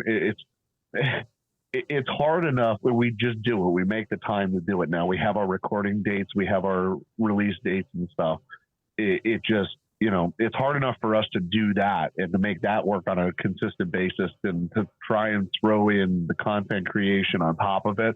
But that's where we just said, like, if we want to see this succeed and we want to take it to the next level, we have to just do it. You have to just sack up and just say, listen, this is what it is. So we're going to see how it goes. Hopefully the video will take off.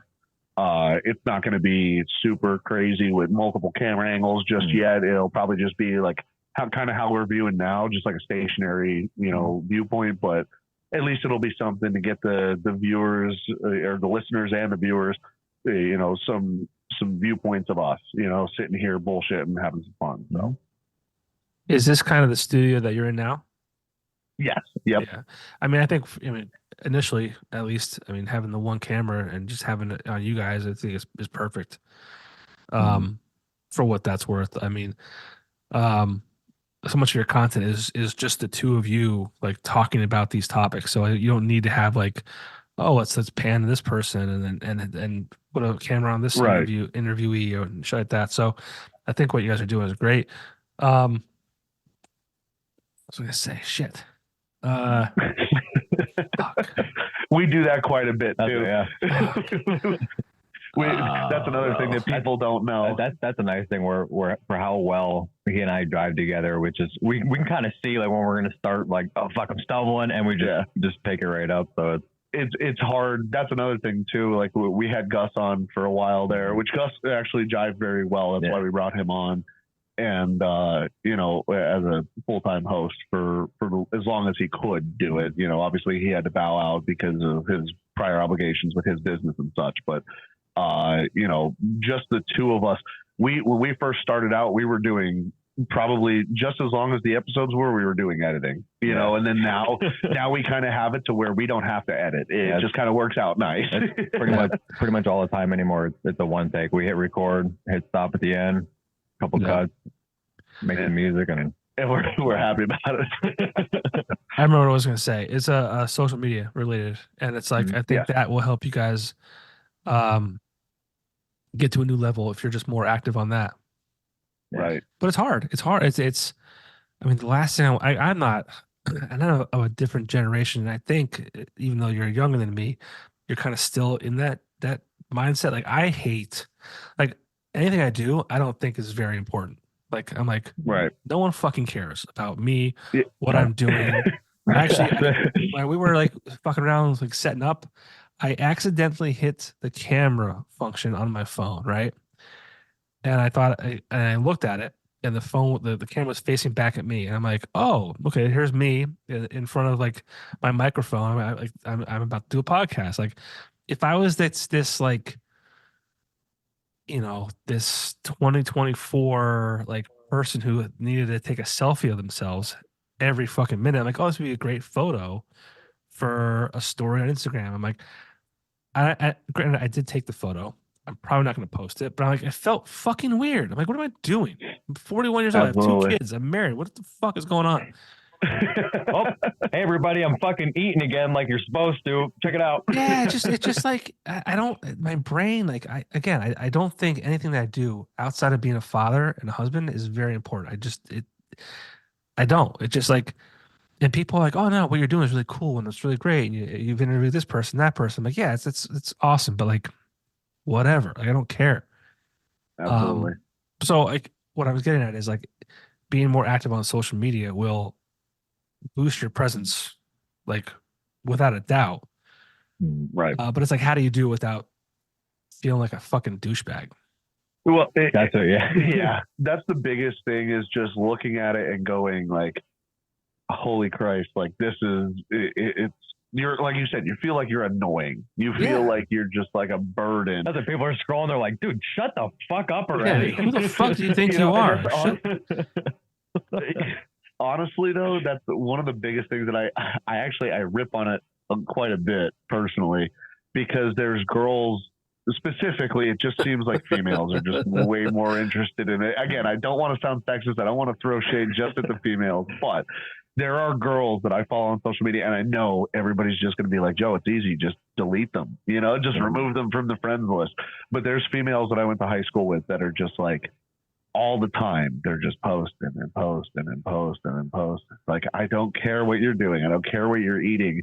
And then there's the ones that'll do the risque photos and stuff like that. But then the minute that you reach out to them, not myself specifically, but the minute somebody reaches out to them, it's, oh, you're being a pig, you're being this, you're being that. It's like, well, then why are you posting? Wait to see their Tinder profiles. That's what. Because they're fucking crazy and they just want likes. They just want people to like the fucking photo. Because we're all fucked. We're all fucked. Uh-huh. It's all attention based, and then it's sad that that's where everything has come to. But it's everybody's fueled by attention. Yeah, it doesn't matter what it is. They're like, oh, get some likes, get that little bit of serotonin, and that's the biggest thing is that daily ego boost. It's like ego waffles. Everybody's got to have their daily ego boost. It's like who cares? Like, because even my parents, my mother uses Facebook for Facebook Marketplace, and that's it. But like, she even bitches about her friends, and it's the couple that she has on Facebook. She's like, it's just like it's braggadocio. That's all it is. Everybody just wants to brag about what they're doing and what their lives are like. Like, if we focused half as much energy on actually making our lives what it's portrayed as online, we would live so much better as a society and just as human beings. Yeah. It's just like, everybody just gets so focused on like, look at what I'm doing, look at where I'm at, look at how cool this is, or what I'm driving, and this, dude. At the end of the day, and I kind of got a little dark on one of the last episodes where it's like, at the end of the day, when you're dead and gone, and when you're in the ground, people are going to remember you for the memories and the stories and the genuine person that you were.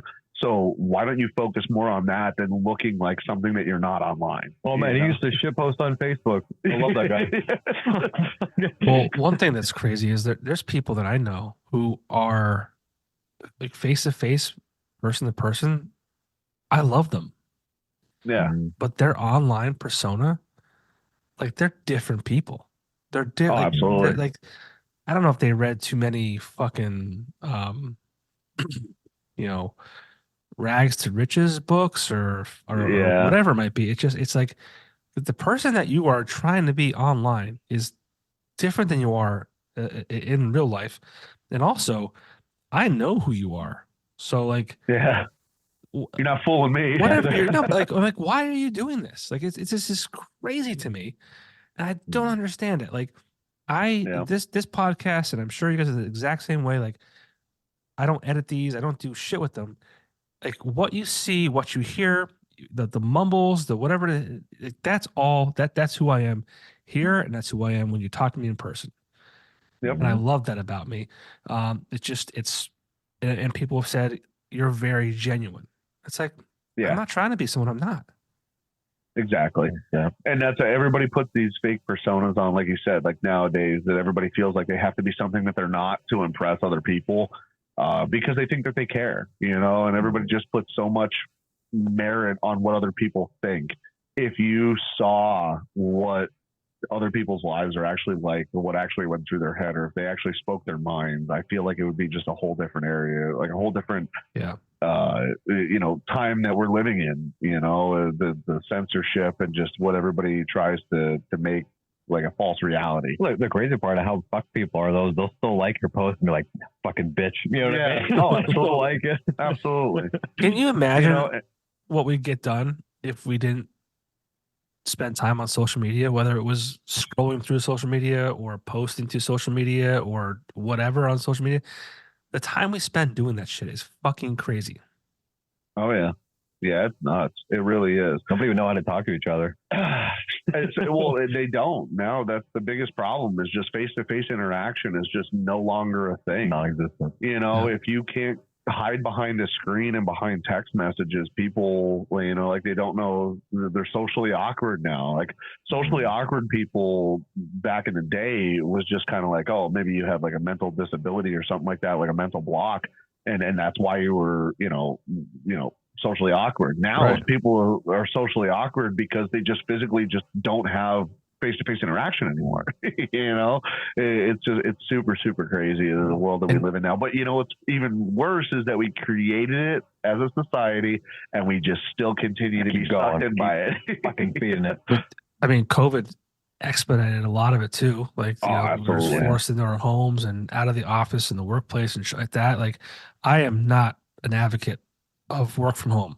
I just am not. Like, I love going to work for a multitude of reasons. Again, my wife won't listen to this, so I will say it. It's to get the fuck out of the house away from her. If we were in the house together all fucking day, every day, and she'll admit this too, like, we would fucking kill each other. Like, what are we doing? Absolutely. I like going. I've been in sales for 20 some years. Like, I just like to talk to people. That's one reason I do this too. Is I'm genuinely curious. I like talking. I like hanging out. Like, put me in a home. Like, forget it. I'm not doing that. Yeah. I'm not doing it. Yeah. Yeah, it is. It's wild. And like you said, COVID really did expedite that. And that was also, another thing with us, we were mid-COVID. I had been laid off with the pod, and then, like, saying about where the podcast started out and where it came from. That's why we had the time to kind of, like, I don't want to say perfect it, because we still haven't perfected it, but we kind of worked out some of the bugs and we kind of got our feet wet. We kind of tiptoed into the water on what to do because we had the time. We had the time with COVID, which was a blessing for us for this. But at the same point in time, we're glad to be back at least myself. I know I'm glad to be back into the normal swing of things. I've been hard this whole time, but you just can't tell. No, but it's, I mean, I think COVID wasn't, I don't want to say it was good for anything, because it wasn't, but it allowed people to kind of reflect on themselves and their home life and, what's important and what's not. But it did so much destruction, and it put people behind the screens more often. And I think the worst form of communication is reading a text, like whether it's via computer, an email, phone, whatever it might be. Worst form of communication. I mean, I don't know about you guys, but I could read a text from my wife at 8 a.m. If I didn't get enough sleep or whatever it might be, I might read that and say, "Who the fuck does she think she is?" and be angry about it. But if I read that 3 hours later, when I'm like, had my coffee, I'm like, oh yeah, no big deal. That's cool. That's cool. Like, you read the same thing, different ways, depending on the mood you're in, the surroundings you're part of. Like, it's such a fucking bad way to communicate. It just is. I couldn't agree more. And that's the unfortunate fact of the matter is you don't get actual, there's no emotion. Yeah, you don't get genuine emotion over text. Even there over like Snapchat and stuff like that. You may have a picture with it, but people obviously can put on that fake smile. It's just you're never getting that complete the real deal. The interaction. You're losing that interaction. So and everything could be, like you said, misconstrued, and that's where we talk about it all the time too. Is like, it's all in what you perceive.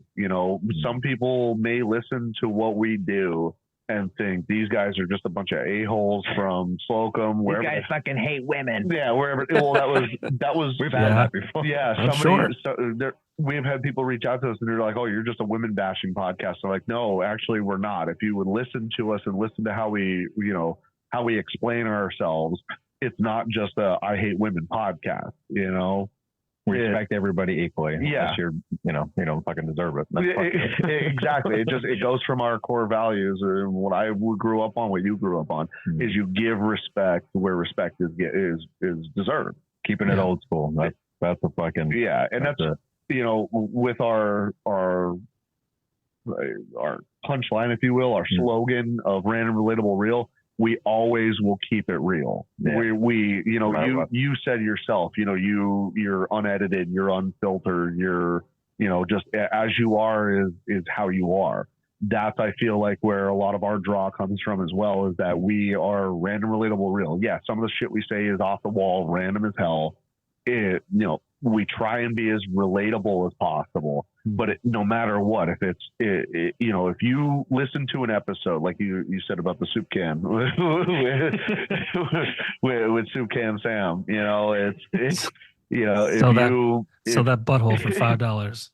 Yeah, or selling your ass for $5, like, I mean, I think I'd like prices. I'd like to think mine's worth more, but I'd like to just say, like, if you came up to me and asked me how I genuinely felt about that in person, I'm going to give you the same exact answer that I would give on the show. Yeah. There's no filtering. It's what you see is what you get, always like raw. Yeah, exactly. Always raw. Never wrapped. Raw. I got a vasectomy. I'm always fucking slinging. Oh, there you go. Yeah, so well, I might be shooting blank. My buddy BG has the best. I'm sterile at this point too. My buddy BG said it's like orange juice. It's all the juice, no pulp. That's after his vasectomy. Yeah. I mean, it's fun to just fucking not worry about it. Yeah, absolutely. I always tell a story when I bring up the vasectomy is how I sold merch to the nurse who was prepping me for my vasectomy.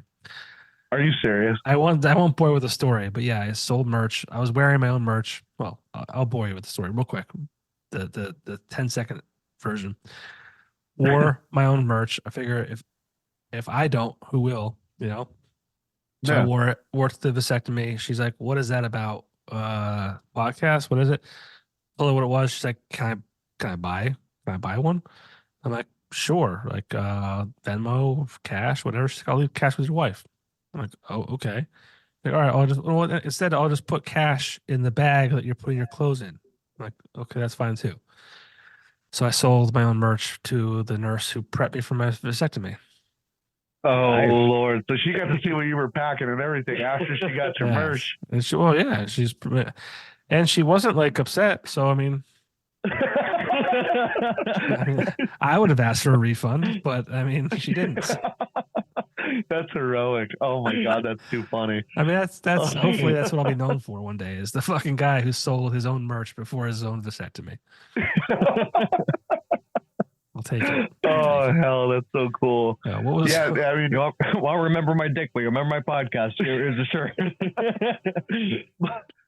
The funny thing is, like, you're talking about merch and stuff like that. We started off. Obviously, that's how we came to know you originally.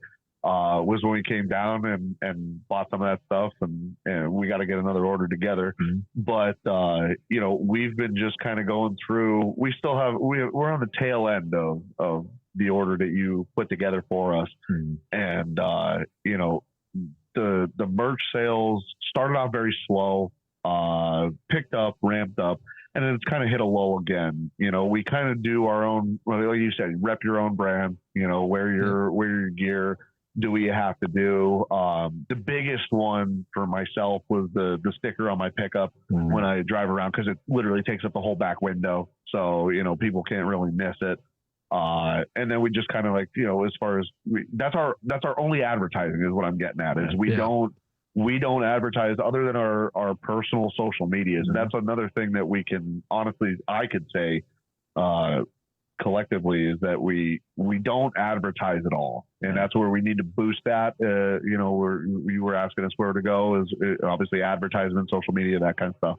But it's actually, I think it's pretty impressive for how far we've come off of just hearsay from other people, going through, people just talking to other people saying, hey, you should listen to this, and then just wearing our own gear around and just kind of doing that free advertisement. It's kind of impressive for our own right, Yeah, I mean, I hope that after this episode airs, you get 5 more listeners from my 5 listeners.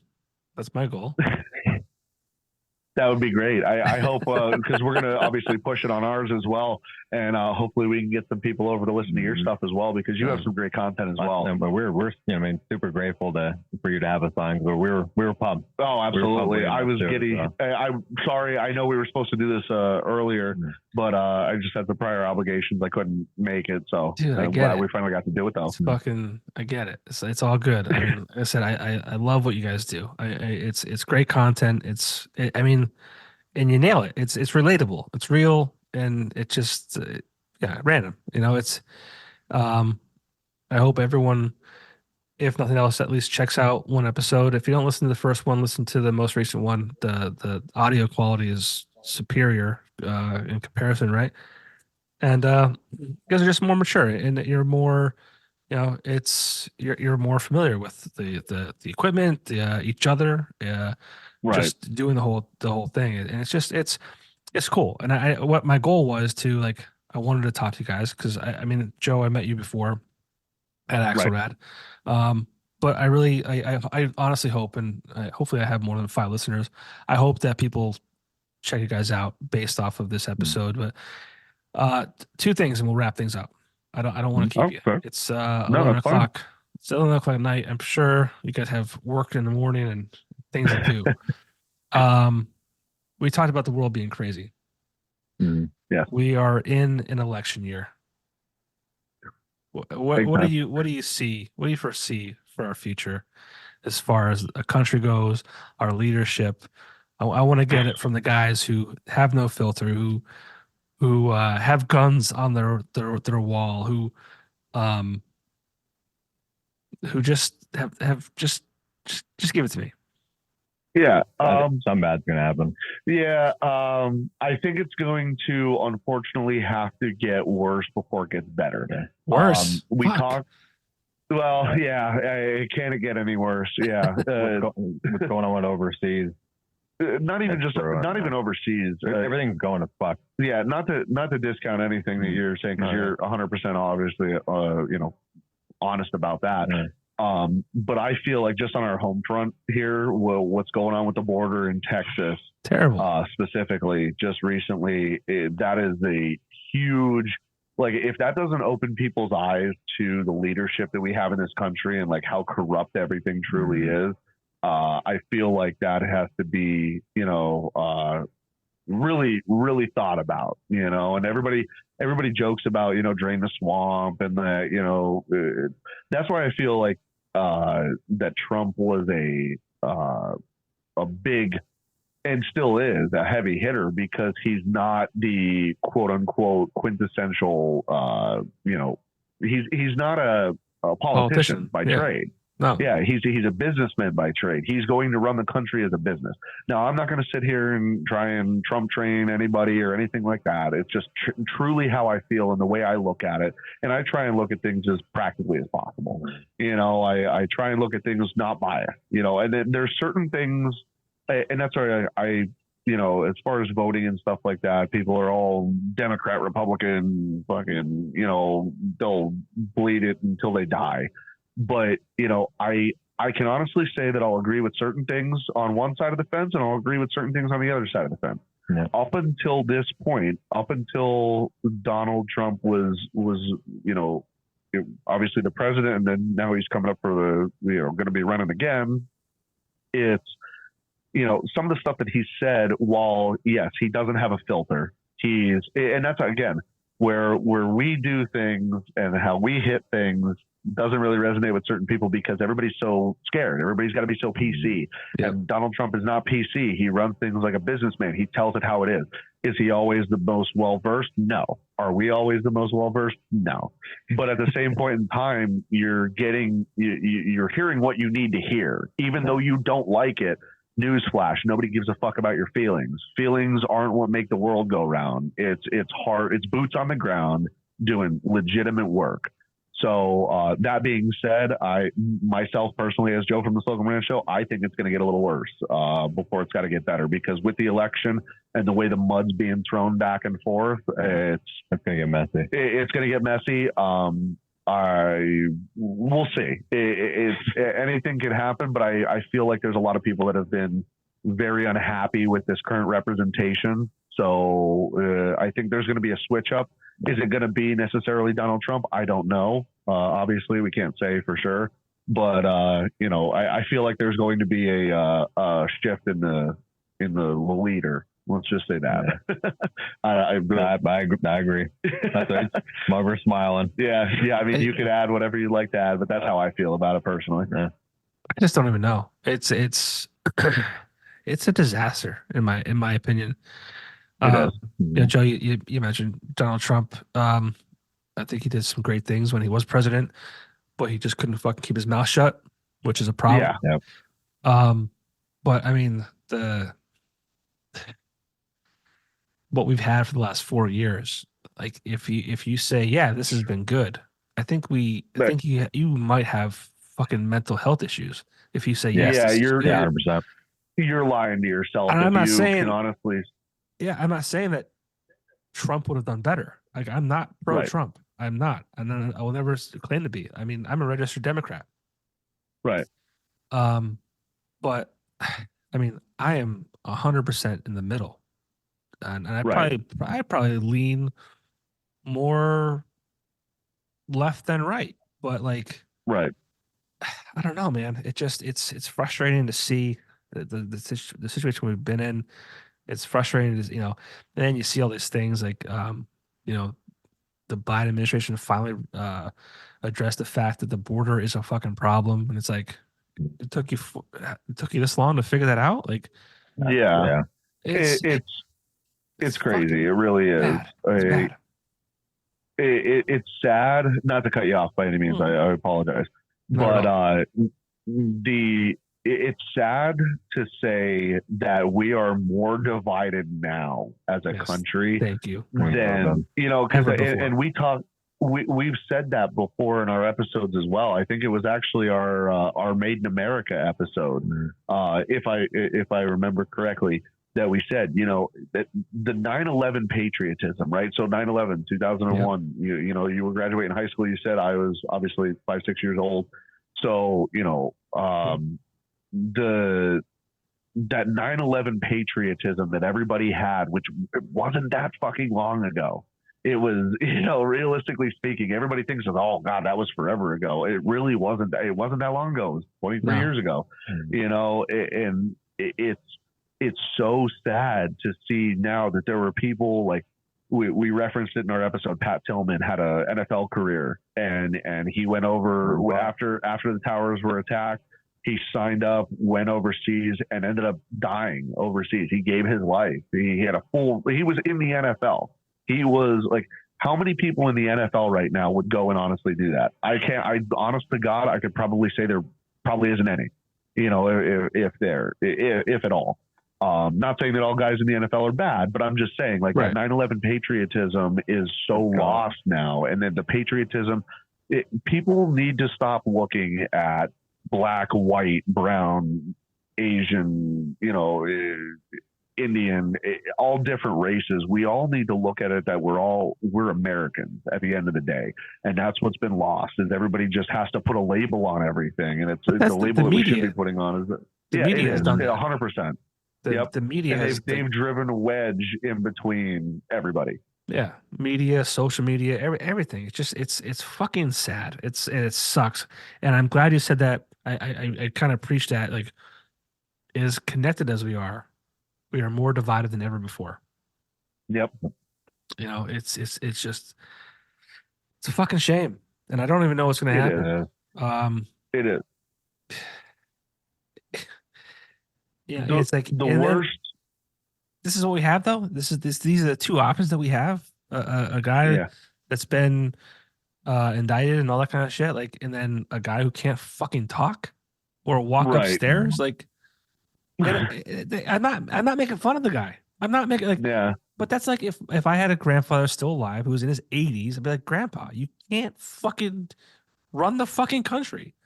Yeah, like, absolutely. And we keep doing it. It's like pissing in the wind. You're always going to get fucking hit with it, but you just continue to do it. It's like it's the definition of insanity is like doing the same thing over and over again, expecting a different result. Yep. And that's not to obviously go into the deep, left right movement or anything like that, or Democrat Republican, but that Vivek, I'll butcher his last name, or whatever. Yeah. He was a Republican candidate. He was a younger guy, and now whether I don't care if it was Republican or Democrat, but like the younger generation, and I'm not saying that we want a 20-year-old running the country, but like somebody that's not 70, 80 years old, and like all these senators and people that sit in Congress that are in their fucking 90s. Like, are you kidding me, dude? Like, are you serious? Start getting some younger people in there, some younger blood, not even just younger blood for younger ideas, but just somebody that is a little bit better, better health, better everything, just try and get a younger generation in there. But again, it's just, for some reason, the American people feel like somebody that's in their 70s is a great idea. People, like you said, so if it was your grandfather or something like that, I know people in their 60s that have had their license pulled because they can't just be trusted to drive. We got some guy that's can't fucking walk. Yeah, he can't walk and he's running the country. Like, and again, not to get into the huge debate or anything like that. No. But it's sad. And I'm not saying Trump is the answer. I will not say that. No, and I'm not. Yeah. I mean, Robert Kennedy Jr. I'm not opposed to that. Right. But I mean, he's never going to win. Yeah, like I said, it's sad that, like you said, you hit the nail on the head. The media is the problem. Yeah. Media, they all have their agendas. They are solid right wing. They are solid left, and they will. No matter what is said, they will twist it to fit their narrative and then stuff it down the throat of the American people. And that's what gets everybody so fired up. And like you said, we're more connected than we've ever been. We're more divided because of the fact that we're more connected. Yeah. It's sad. It really, really is. It's just a nation as a whole. And I'm not saying this has a direct correlation in any way, shape, or form with our president or anything like that, but like to touch on real quick is just the fact that like 18 years old, we talked about the 9/11 patriotism. Yeah. There are even my grandfather, at 18 years old was joining the military. There's kids at 18 years old now that don't know which bathroom to use. Right. It's just like, it's so screwed up that there were kids storming the beaches of Normandy that were 17, 18 years old. Again, farther in the past than 9/11, but still not that not that long ago. And now we can't figure out, what bathroom to use, what gender we are. It's so screwed up. It really, really is. It's worrisome too. It's just like I don't want to even go down that road.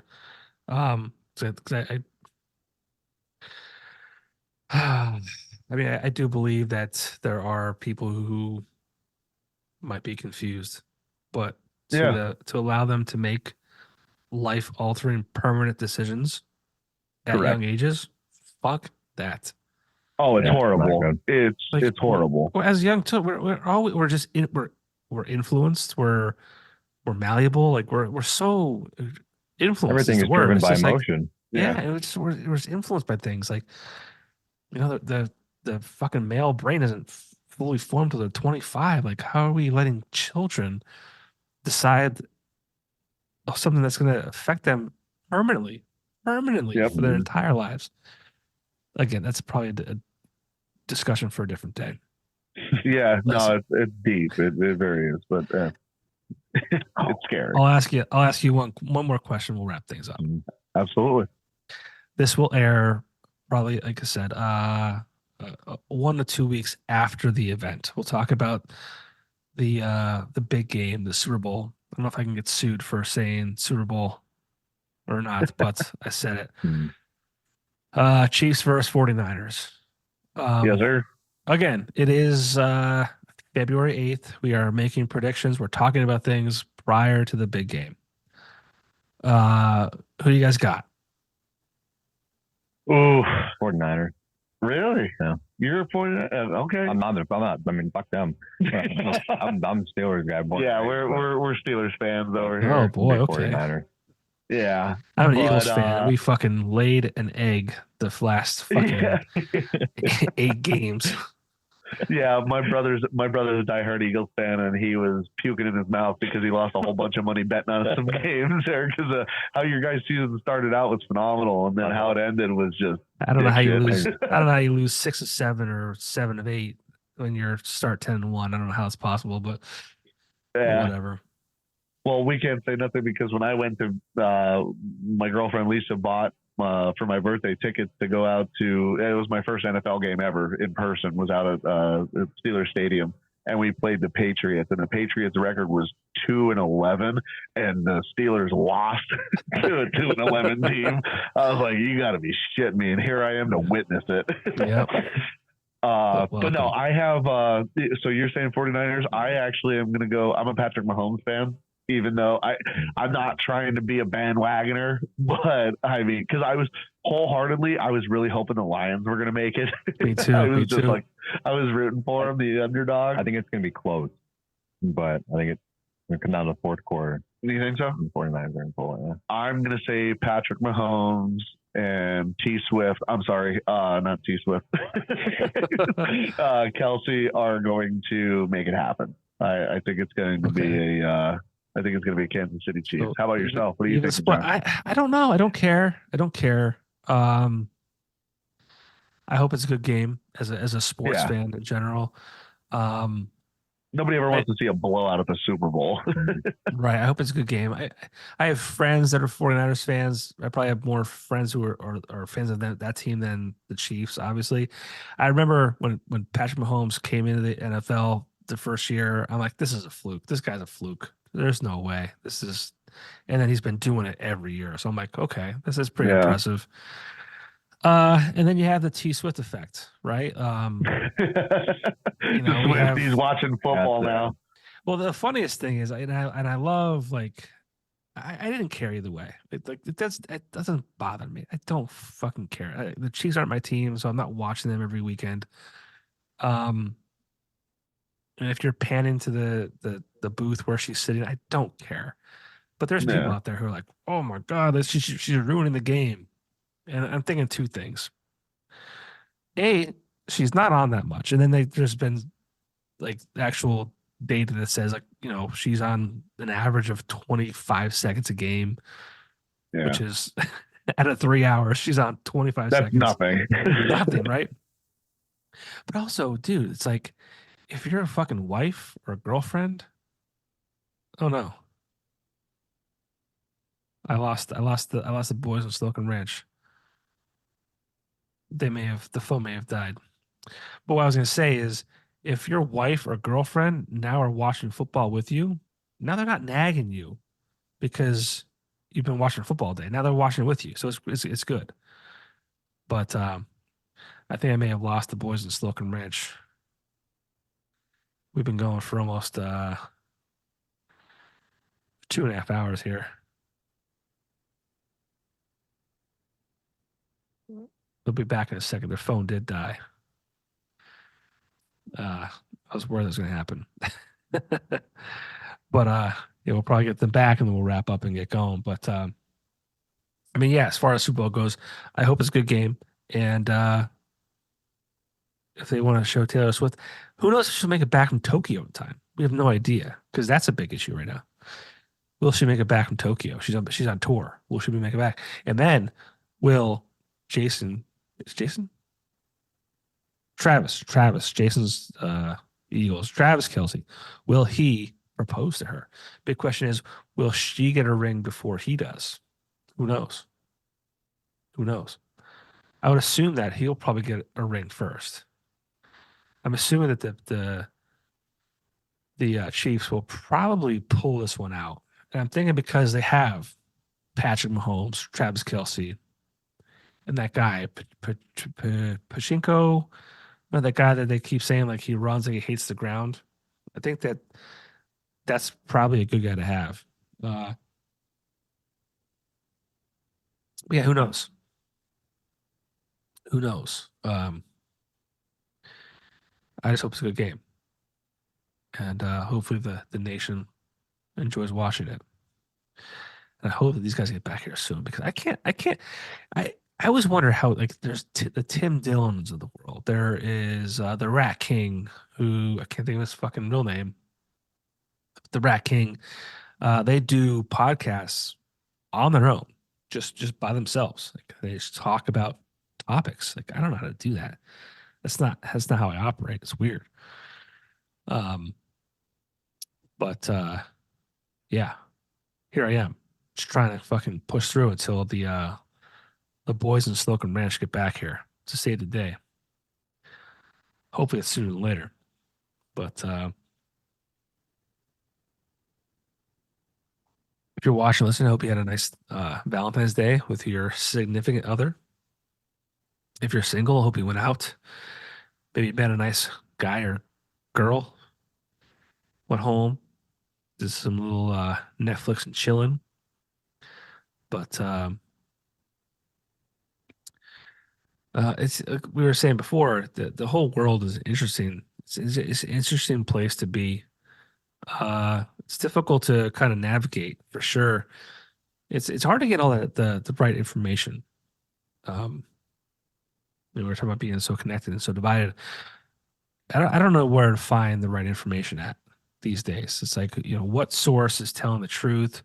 What source is trying to get clicks? Like, how does that all work? How is that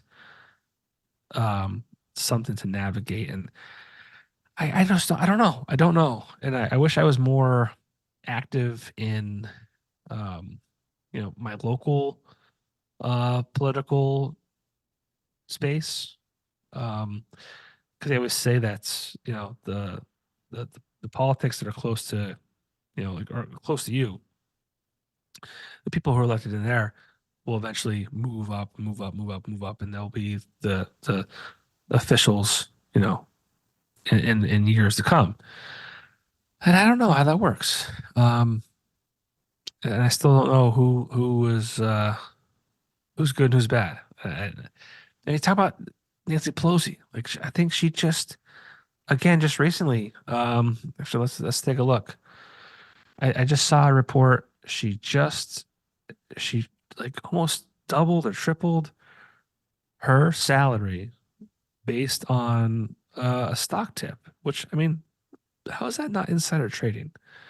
Let's just do a real quick search here. Nancy Pelosi.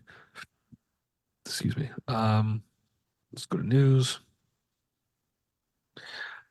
Here we go. Ooh, nothing's. Maybe it was an old story. I'm not seeing anything that pops up about her specifically making money on an investments per se.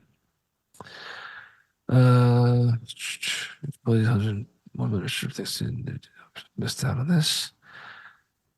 I don't know. Maybe I was incorrect, or maybe I'm just not looking at the right thing. But I mean, long story short, it is. Oh boy, I better get my charger too. My computer's gonna die, so I'll be right back. And we're back. Seriously, I was like, this is oh god, that was brutal. I've done in I don't know how long. I mean, we're touching on we're touching on 2.5 hours now. Now we're having a good time. Minus the breaks, but I'm at a different angle. Yeah, I've got a different light here now. I'm trying to connect to the wall here with my computer. Yes. You look great. You look stunning. I don't even know what tangent we were going off on, but it was the Super Bowl, and I had the Chiefs. We had asked you about what your prediction was. I tried actually. I'm like, I should have just like hit pause when you guys disappeared, but I tried to like keep it going on my own.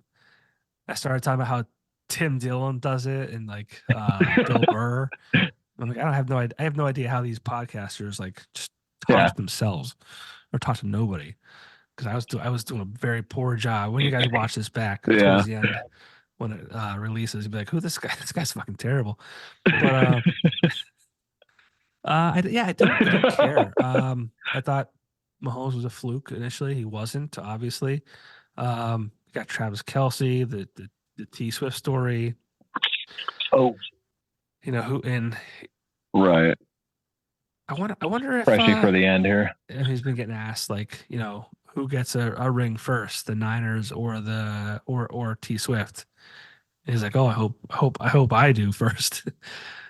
So, I think absolutely. I was talking about how angry men specifically are that Taylor Swift has infiltrated the NFL, and I think we talked about, like, you know, she's been on for like 25 seconds and whatever it was.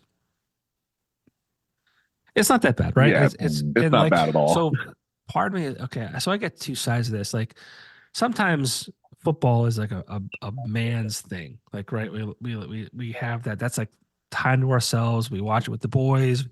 We hang out. We chill. We drink some beers. We yell at the TV, and women are not around, which is great. I love that aspect of sports to a degree, right? But maybe the girlfriend or the wife, or like, you know, they hate the fact that you're watching football all day, or they hate the fact that you watch football for an hour. Or yeah. So now that we're happy. So now they're watching with you. So now it's like, okay, well, this is cool because now I could watch football, and the wife or girlfriend's cool, and it's a match made in heaven. Who knows? Yeah. Absolutely. And that's even myself. Well, both of us actually. We're into the motocross, and this year, because it used to be motocross and supercross with dirt bikes. Now they have super motocross. They brought it back. It's all one point system and everything. And that's one thing that I can say is fortunate. We've had enough of this season alone. We've had a bunch of get-togethers, and you know, all of it. It's the guys, it's the girls, everybody kind of, whether they're into it or not, we just kind of get together and make a party out of it, and we watch the races on Saturday night. So it's nice to have that connection. Slocum Ranch way. Yeah, exactly. It's all inclusive. We're not really segregating anybody out of it. You know, even though, like I said, the girls may not be into it, we still enjoy getting together, all of us, and watching it as a big group. You know, a big family. Good. So it's important to kind of gather the crew, whether they love it or not. Like, I mean, I used to watch UFC fights a lot, invite people over, made a party out of it. Girls didn't care, but they had a good time. They were hanging out with their other girlfriends and eating food and having drinks. And, you know, it's a good thing. But For sure. Yeah, it's always nice to get everybody together, and whether, like you said, whether or not you're into it, as long as you're there and you're having a good time, that's all that matters. Around good people. Good time. I wish we got to the end before your phone died and before my computer almost died, because we were at the home. We were in the home stretch. We were about to wrap up. That's right. Absolutely. Brandon, I know you just cracked a new beverage. I am surprised though that you're a big twisted tea guy. Yeah. Yeah, I mean, I used to be, especially in the military. I was stationed down in Texas, so Bud Light was. I mean, like if you didn't drink Bud Light, you're an outsider. So I mean, I definitely. Well, I mean, we drank when we were 21. You know, we drank drank beer a lot, but you know, when I'm in the military, I mean, that's kind of where my big beer stint went. And then when I got out, I lost the taste for it. And then, occasionally, like we were walking around the outdoor show yesterday, obviously I had a couple because fucking tea there. but even just, walk around the show, enjoy a couple of beers. But the teas, man, that's my nectar. If you guys listen to our podcast long enough, I was in the Arnold Palmers and I feel like Joe's always been a big beer guy, right? For the most part. Yes. Yeah. I tried to get on the whiskey train for a while there, and I just smashing shit. That's blackout mode. Yeah, I have a problem with self-control. So when for me to hang out and just like unwind, and that's again another one of our draws for our podcast is that we crack the beers, and that's what we're known for, is just sitting back, and it's the relatable thing for not necessarily just that we're targeting the blue collar kind of guys out there, but we are in a way where it's just like you want to sit down at the end of the day, and I'm not saying it's only limited to blue collar, but we sit down at the end of the day, you want to have a couple beers and just kind of unwind and knock the dust off. Yeah, that's our style. That's what we do, and that's I'm a beer guy myself. I went through the natural light stage when I was in college, and then realized that it was. I still have a soft spot for Natty. I'm not gonna lie. But then I went to Miller Lite for a while, just kind of like rode that train, and then through a freak kind of way through a friend, started drinking Busch Light, and everybody made fun of me at first. And they're like, "Oh, you're a hillbilly, Busch Light," and then Busch Light stepped up their marketing, and then they did all that wild shit with all the different flavors. And now it's just like, if you're not drinking Busch Light, who are you? So I've been steady with the Busch Lights for a while. I do dabble in the Michelobes. If you guys obviously are seeing us through your through the videos, you'll see that I did have 2 Busch Lights, and then I went to a Michelob. It's just what I had in the fridge. That was your slim can. It wasn't anything, planned. But how did that slim can treat you? That was a slim can. Yep, that was a Michelob. It was good. I don't mind the Michelobes. They're not as hard on the tummy. So if I'm gonna drink beer, it's a Mickey. Yeah, it doesn't make me feel like complete dog shit the next day. No. So, yeah, because when I'm doing it with a purpose for the most part. But I never really got into the craft beers. I know a lot of friends of mine love craft beers. That's all they drink. And I just never got into that high alcohol content game and like the hoppiness when you get to my and all age, that shit. You might. So just start preparing your brain for like 13 years from now. Yeah. That sounds crazy to say, right? Yeah. That's fair. But no, it's like, yeah, it will. And you'll be like, but it flies by. Talking about fucking being 40.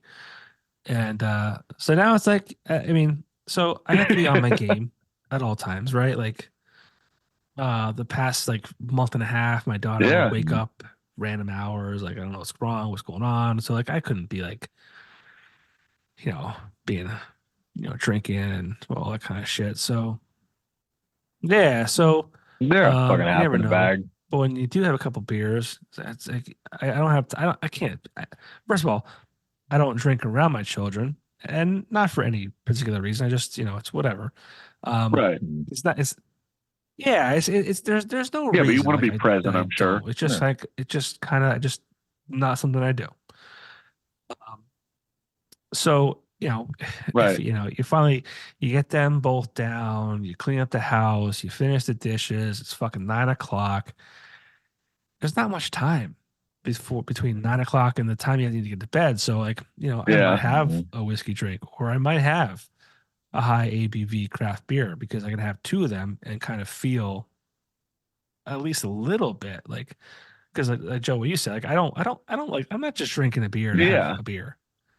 I mean, I kind of am, but like, I also want to at least feel a little something. Exactly. Yeah, you want to have that loosen up. You want to unwind that a little bit, because that's what people say too. They're like, oh, you're just a drunk, or blah blah blah, whatever. It's like, no, you just you lose it. You use it to loosen up, and you just kind of like razzle dazzle tonight. Yeah, exactly. NBA Jam. That's what that Twisted Tea was just drinking, was a razzle dazzle. So, I mean, guys, we can seriously talk literally all night long. So yeah, Oh yeah. I feel like we could go for another 2 hours. Next time I'll come down to Slocum Ranch. We'll All right. Hold we'll it to it, finish man. up down at the ranch. 'Cause it's getting late. It's quarter to 12, almost midnight. I don't want to keep you guys up. Yeah. And I could be up at 3. I could be up at 5. I'm gonna pray for 6. Yeah, I'm gonna wake up like 6 times in the next 5 hours, so it fucking don't matter. No, I love what you guys do. Slocum Ranch Show, streaming everywhere. You get your podcast. I think it's a great, just like fucking chill place to be. Like again, the topics are good. The unbiasedness of it all is really great, and again, you guys have good chemistry together. It's enjoyable to listen to. So I'm glad when you had the hiatus, you came back, and I'm glad you've been solid ever since. I'm glad you're considering, modifying it and making additions and improvements to what you're currently doing. And I'm excited to see what you guys do next. So I appreciate you having us on, man. Yeah, absolutely. And thank you for that, because it means a lot. You've been doing, we have more episodes out than we do. And you've interviewed some pretty high profile people in the music industry and otherwise. So it's for you to say that to us, it really resonates. Thank you. Yeah, we really do appreciate it. We're glad that you like it. Again, hopefully my 5 listeners will translate to 5 listeners for you. And, but yeah, I'll like I said, I'll come down to the ranch and we'll continue this conversation. Yeah. So as far as social media, you guys are big there. It's an area of improvement for 2024. Where can people find you? Oh, we're on Facebook, Instagram. Yeah, Facebook, Instagram, TikTok. Make sure dancing? if you're we do have a TikTok. We have a couple videos. There's some videos on there. I know. I don't know how to use No, TikTok. it's not us dancing. That's actually the only Sell fans if you butthole want to for check the link out. Dude, Brandon, I gotta say. Oh shit! Yeah, no. The only thing that the only thing that we ask is that obviously the way we end every episode is to download because as you know as well, I mean, I don't know what you use as your host site or anything like that, but through our Buzzsprout, that's what we see. That's what gets reported to us, and that's if we continue to do this and we continue to make good content. And a notification bell and staying up to date, because what would we be without? Yeah, constant, you guys knowing. Yeah, constant reminders that the Slocum Ranch is out, even though we're out every Tuesday. But yeah, just to download whatever you're listening on. If it's Spotify, if it's Apple Podcast, if it's Deezer, we're everywhere. If it's Amazon Alexa, just to make sure that it's downloaded, because then that's how eventually we take this to the next level and continue to bring good shit. Slocum Ranch Show. And Brand, I gotta say, I love some of the yelling that you do in the background. I love it. I like that. Well, people are 50-50 on it, man, but you have to. I'm kind of curious as to how you turn completely away from the microphone and yell behind you, like. Yeah, usually when I do it, like I'll anticipate it, and as I'm doing it, I'll completely just pull away from it, so that way it's not blowing anybody's fucking eardrums out while they're driving. I love it. No, guys, seriously, job well done. I hope you continue forward and blow up and add that video to the whole concept, and just keep pushing along. And I know it's great for you guys personally and great for others too. So kudos to you guys. All right, well, I'll be down the ranch. Thank you. All right, guys, take care. All righty, we'll set it up. All right, see ya. Thanks, John. Thank you.